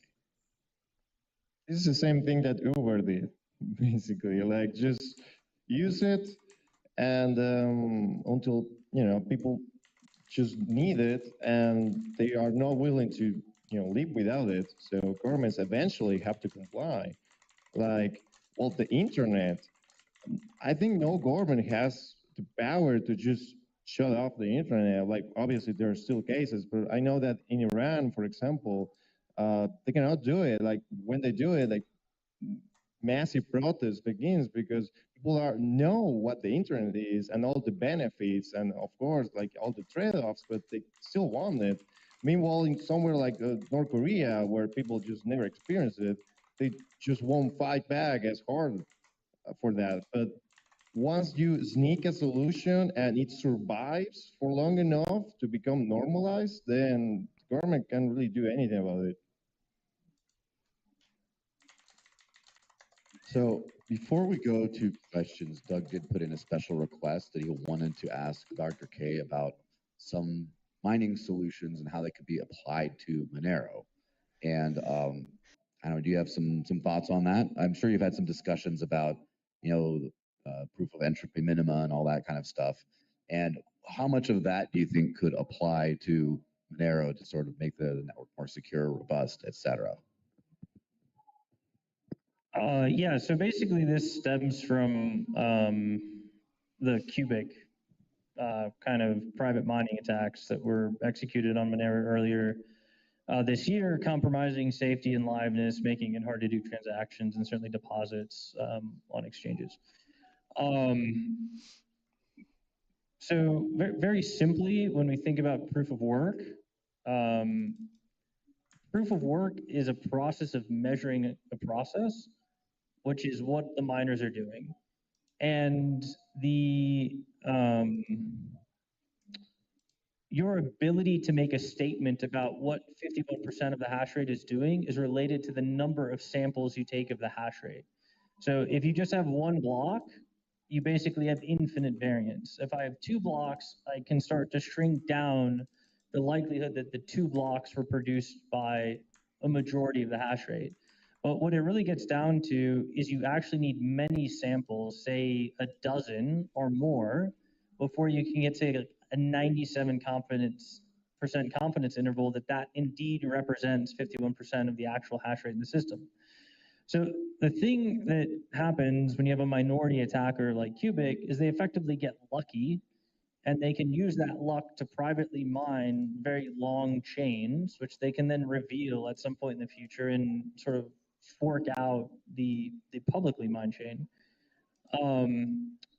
So nice. When we're talking about sampling, there's two ways to sample. You can increase the block speed, but in doing that, it has a lot of expense because there's data and computation time associated with it. What we do in Quai is we introduce a secondary sampling mechanism called a work share, which is effectively very akin to a pool share in a mining pool, but it's actually canonicalized in the blockchain, used to get a better measurement of what 51% of the hash rate is doing more quickly, so that you become more tolerant to a 51% attack. So in Quai, we take 8 samples per block. We have 5-second blocks. By the time you're 10 seconds in, we have a 97% certainty of where 51% of the hash rate is. In Monero, when you're only taking a sample once every 2 minutes, that can take 20 or 30 minutes to get the same number of samples. So basically the proposal is if you apply work shares to Monero, which are basically just broadcasting, say, 10 headers per Monero block into the system, and then you use that as both a payment and weighting mechanism in Monero, you'll be much more closely resilient to actually a 51% attack threshold, rather than vulnerable to like a 30% attack threshold. So I made this proposal on Monero Talk. I've actually briefly talked, how do I refer to you, Arctic Mine, yeah, today about it. I think it's a very simple way to make the chain more robust, and maybe he has comments on it.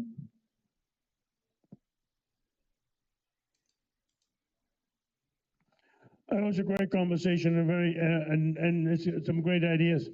The idea is essentially to lessen the effectiveness of what's called time warp attacks or selfish mining, which is what basically is going on with Cubic and the sampling structure. So it's the kind of nice stuff that we can take a look at it and see what can be done and what the community can see and do with this. So yeah, it's a great idea. I think we should investigate it and look at it. We thank you for it. Thank you for it.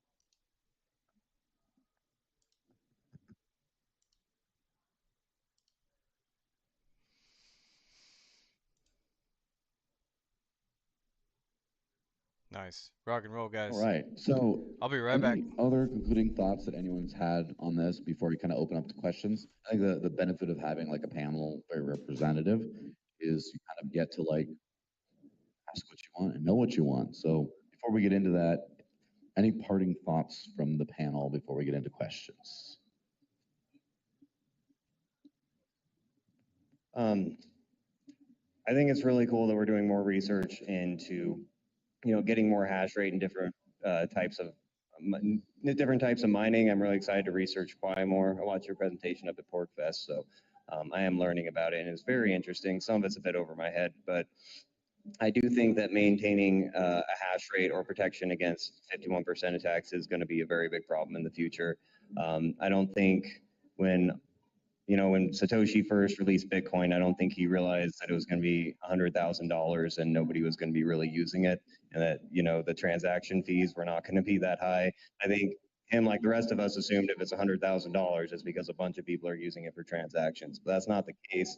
And as more time goes by, that's more pressure put on the miners, less profit for them to keep miners around.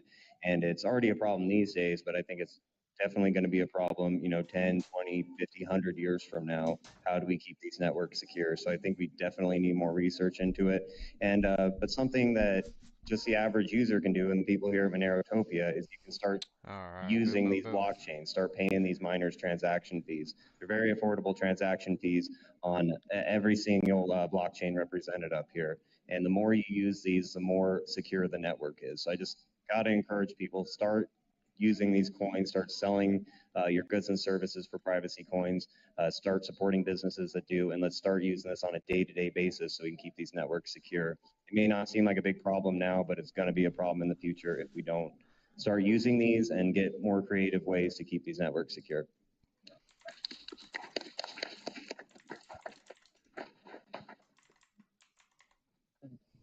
Yeah, I would just sort of echo that and say also, I'm a big fan of what I call mainnet testing, which is you have to use the stuff to see if it works. It's like the old Nancy Pelosi, pass the bill to see what's in it.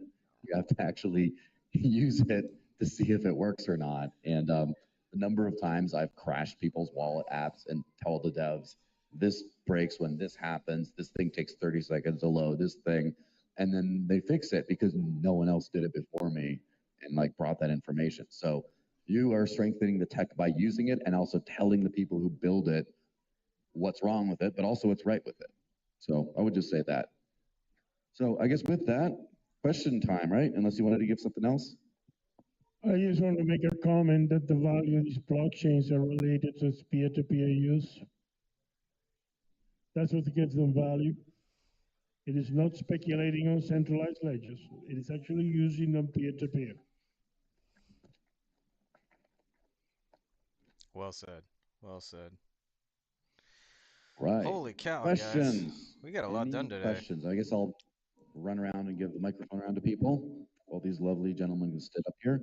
Does anyone have any question? Raise your hand or comment or even a metaphysical speculation. I would entertain a few. I have a question. I got a question for a lot of panel up here. I've got some smart guys up here. How are we reacting to like Apple, and not quite so much on Android yet, but like Apple like really cracking down on publishing apps, financial apps and stuff like that? I'm hearing crazy stories from like Unstoppable Wallets. We've had our own struggles with Apple from for publishing pirate chain apps. And it's getting kind of scary, but most people use Apple, but you also can't, use an APK on Apple. When they're using Graphene or Android or something, you just push them to the website, download the APK, which is the best way to do it anyways. But I'm kind of concerned about how much of the population is using Apple, and are we going to be able to use these crypto apps without KYC in the future? So one thing that we figured out is the non-custodial wallets still are not having a problem, but they're getting you on like swaps or on-ramps or apps. So one of the approaches that we have taken is that you have your wallet and the features that Apple is cracking down on, you can put into a web view, and you can even have it like a bookmark. And then you can change what the bookmarks are depending on when it's getting reviewed. So it effectively like doesn't exist within the app, but when the user then clicks on it, they get the functionality through the web view. So there's ways to kind of work around the system. You just got to be creative. Yeah, I think this just doesn't apply to wallets because basically this is the war on general computing. Like for before blockchain, um, there has always been this demand for, okay, so I want this computer because everything's a computer. So, but I want this computer to only run this application and nothing else. That has been around for decades. I mean, for DRM, and people just always find a way. Like, for example, the PlayStation. It's a computer, but it should only run PlayStation software. Well, they always eventually get hacked. And there's always a way around. Like with iPhones, yeah, jailbreaking has gotten harder, but I think that's just a matter of incentives. Because if you want to run like something like really good, I guess, too good for Apple, you just get an Android. But if the alternative disappears, I think I'm confident that we'll find a way. Like these are all just computers, and they were trying to lock it down for decades, and I don't think that's going to happen.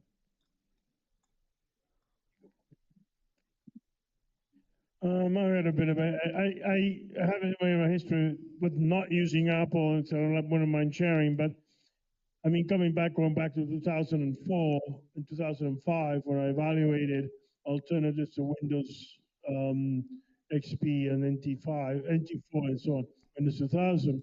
And I looked at Apple, and my assessment of it then was it was jumping out of the frying pan into the fire. And I went with GNU Linux. The way to have freedom on computers is to have control over your devices, and that means free, libre, open source software. GNU Linux, if the next level, and this is what some of these applications are, is our proprietary operating systems that don't censor what you can install on them. Unfortunately, it's become tighter and tighter and tighter. Now, I remember in Bitcoin from 2009 until 2014, you could not put Bitcoin on iOS. Well, if you follow the track of Bitcoin, in 2010, the year 2010, is about 1,000 Bitcoins to the US dollar. By the time iPhone users were given permission by Apple to hold Bitcoin on their phones, it was like $1,000. So like 1,000,000 times higher. There is a price to agree to the EULA.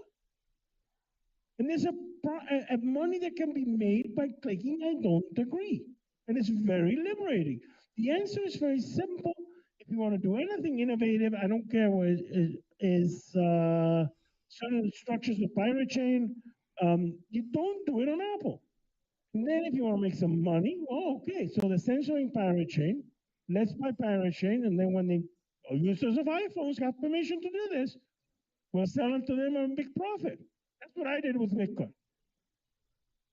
And honestly, I mean, do you want to pay $1,000 for a Bitcoin, or do you want to pay $0.01 for a Bitcoin?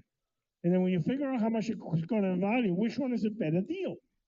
Well, saying no to Apple is the difference in that income, and it's going to make a big difference in your net worth. So that's my answer to these closed systems. Dump them, pure and simple. Workarounds, okay. I mean, you want to support their users and you have weird things to do it, fine. But you have to simply say no to them. As a user, if it's censoring what you can do, it's not just blockchain. Anything that's innovative will be censored on those closed platforms. If you want freedom to innovate, stay away from proprietary locked systems like iOS. That's just my solution. And if somebody's been censored, or they cannot do certain things by Apple, then that look at a potential opportunity on that token, that coin, whatever it is that's being censored, if you can make some money on it on GNU Linux. I think what it's saying is using Apple keeps you poor. So you should probably all switch to graphene and Linux. But yeah, if you're using Apple, especially a phone iOS, you're never going to be like on the cutting edge. I mean, I remember this back in the days of jailbreaking and stuff. I mean, we were doing stuff with our phones that Apple didn't figure out for 5 years or something. Like, you're not getting access to all the cool shit, so use something else. And let me add to that, because I, of course, agree. I've graphene, been doing Linux for 10 years, like all that stuff. So what happens when things censor you? Well, don't use them. Use something else. The follow-up is, but everyone uses Apple. You're just going to tell everyone to not use it? And you're like, oh, okay, well, now it gets more complicated. Then you ask, why does everyone use Apple? And they're like, oh, well, because, first of all, they were one of the first to market, but also they created elegant integrated ecosystems, and there's a lot of social pressure. I've gotten judged by, family. You have an Android. I'm like, you don't know how bad it is. It's not. I have an Android. I have something worse. But there's all that.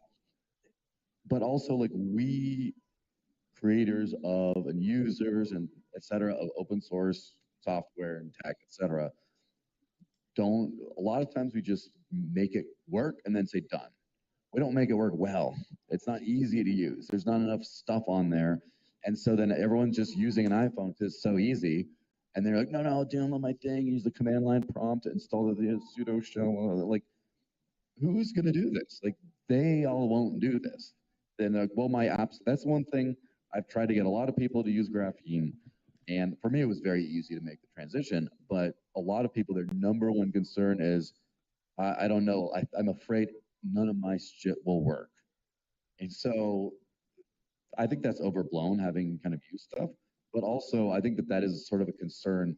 Like, we have to show people how to just make it, oh yeah, just use this, it's just as easy.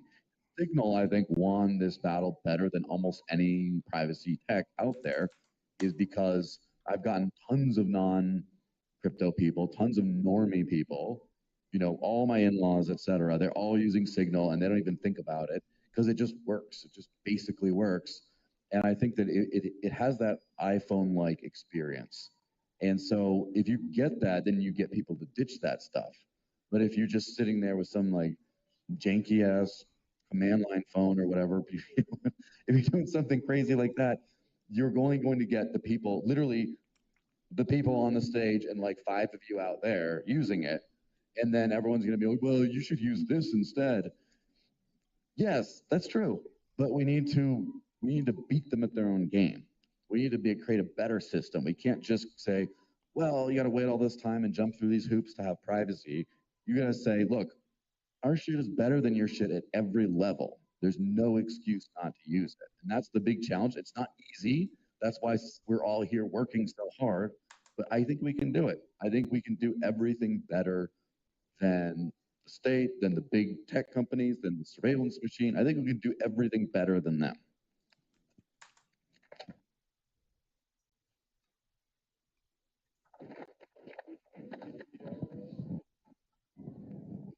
We get questions from the audience. Did you guys? Yeah.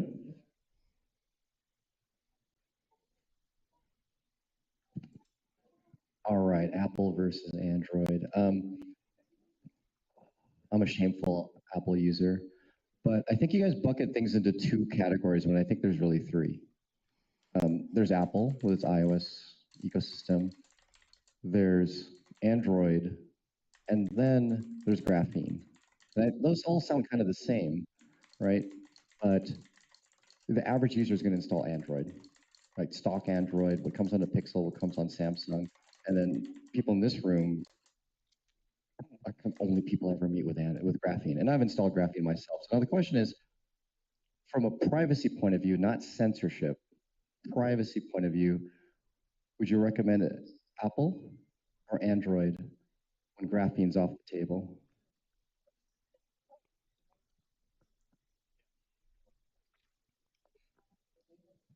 Well, I know that the official answer by graphene is that they recommend iPhone. Like, they say that if you cannot use graphene, use an iPhone. Mainly because Androids just don't bother with security updates. Mostly Samsung from Androids are best, according to them. But any other, just stick to Apple, according to them. Yeah, now I would, from a privacy perspective, probably agree. Although my personal preferences would be sovereignty first, then privacy. Privacy helps guarantee sovereignty, but privacy without sovereignty, I don't think is as valuable as sovereignty without privacy.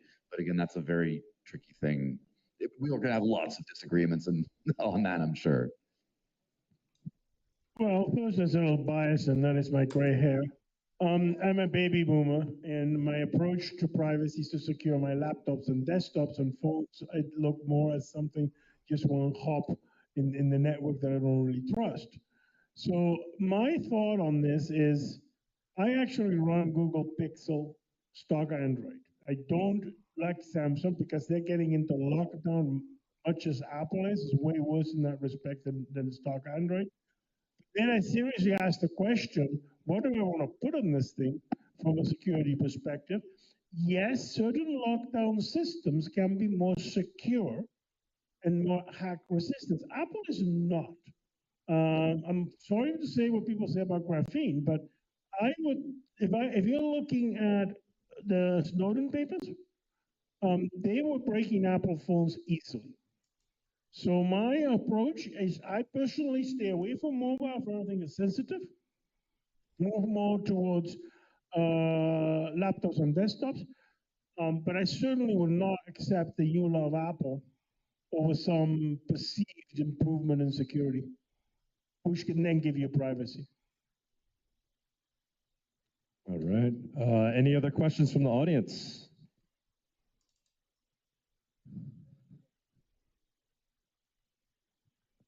Maybe this is kind of not exactly a question, but a form of incentive for those who haven't actually tried running Linux on their phone, which I just recently started doing last year. And I tried something really weird, which is actually basically trying to run more or less the same software I run on my laptop and desktop, which is actually becoming more and more possible. I think that idea, frankly, for any normie is lovely. I think for anyone to be able to use the same software on a smaller screen, presuming the UX is done the right way, which is obviously difficult, and people have been taught a certain thing, but being able to use the same, like let's say tiling window manager, desktop environment on your phone, and have software that actually works on your phone the same way it does on your computer, I feel like that's a pretty great idea. The other thing I was going to say is that one way to convince the normies to use open tech is that it's infinitely customizable to whatever they want. Anyone I think who's in that space of like open tech, main motivation that keeps them there is that they can customize it to whatever they want, which you can't do in the proprietary platforms. So I guess my thing is that, and look, personally, from what I've seen of what I tried with this idea, it's pretty rough and it needs a lot of work, but it's like on its way. And these mobile Linux people are some of the most ambitious. I mean, sometimes like I think I'm weird. These guys are definitely some of the weirdest matrix rooms I've ever been in. And like they're my kind of people, but like guys who like will code from their phone, like but anyway, I guess it's more of like this stuff is coming along. So I'd like to hear your thoughts from that perspective, I guess.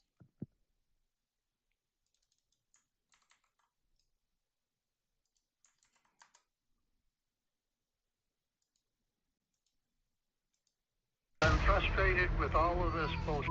I'll be very frank. I was trying. All right, guys. We have a working Wallet Connect demo up in public for everybody to test out, and I tested it fully functional with the Tangem hardware wallet. I was able to send a transaction with my Tangem hardware wallet, and it worked like a charm. So huge unlock for builders and anybody out there hoping to integrate with hardware wallets on Quai. Wallet Connect, fully functional, fully supports Pelagus, fully supports Tangem. You are good to go with Wallet Connect on Quai Network. If you want to see the code and how to do that, guys, repo is up here over at Quai-Wallet Connect-demo. And if you want to test it for yourself, it is hosted over at quai-wallconnect-demo.vercel.app. Point your AI agents at it and check it out, guys. Huge, huge, awesome. We also were able to hook up somebody who needs a utility for da da da da da da da da da da. Okay, cool. All right, with that, sorry, stand by. Let me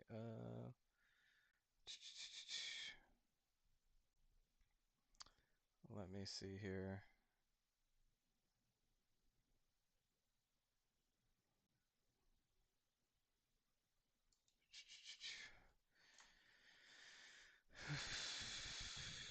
Is this try doing if you were mining chi, try doing a forced chi rescan in your Pelagus wallet if you were mining to a centralized exchange. That's a big no-no. No.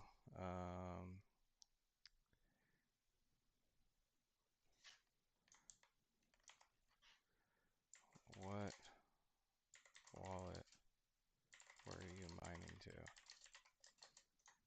Pelagus, Tangem, Sex. Anyways, if you need help recovering your JSON exports from Pelagus, we have a tool for you. Pelagus JSON Reader. Okay. Check it out. Really easy to use. Knock that out. We are running tests in the background right now on the DAO launcher. Not really sure what's happening here. Looks like the indexer is healthy. The tests, some of these tests are failing, which is interesting, but we'll dig into that. And like always, guys, we are giving away some Quai over here. Make sure you retweet these streams. Again, boom, tons of Tangem hardware wallets to give out. Quite branded Tangem hardware wallets, guys. These things are slick. Really excited to get more of these in the hands of the community. Limited edition, never to be manufactured ever again. Totally sold out. You cannot buy these things. You can only get them either through these giveaways or, if you're lucky, bump into us in person, either at an ATX DAO event here in Austin, Texas, or at one of the upcoming events, which we are currently working on getting lined up. But with that, guys, let's check in on Project Soap. Things are burning. Revenue is churning. The only sustainable revenue metric or model in crypto at this point. The revenue comes from miners, guys, and as we can see here, hash rate is looking really good, starting to level out. Team is working through some potential issues with power pool, but don't worry, I expect that to come back online soon. Looks like Kapow is level, Shaw is increasing. More and more folks finding out what Quai Network is as the vapor starts to get burned off. Only the real ones with the real fundamentals will remain. So we're here every day of the week. Keep your eyes peeled for Tech AMA with Dr. K, the man himself, tomorrow on Discord, simulcasted 2x. Hope to see you all there. We'll have some good conversations with him. I have a bunch of questions about the events he was just at, but community comes first. Hopefully, we'll get him on a live stream in the evening sometime soon. But yeah, guys, we just keep building over here. That's what we're doing. Looking forward to shipping a new product to our ambassadors real soon. So for those of you who's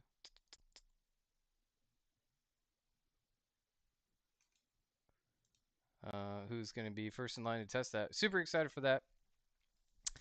As always, guys, if you need some Quai, make sure you're signed up over at Kipper.money. Easiest way to earn, engage with us on X. Community is absolutely correct on tipping. You can get more Quai by trading on Mexi, Gate IO, and L Bank. Kraken. Hope that drops around the end of the month, so we're coming up on that. So keep your eyes peeled. You can swap those useless tokens for more useful ones over at SwapSpace.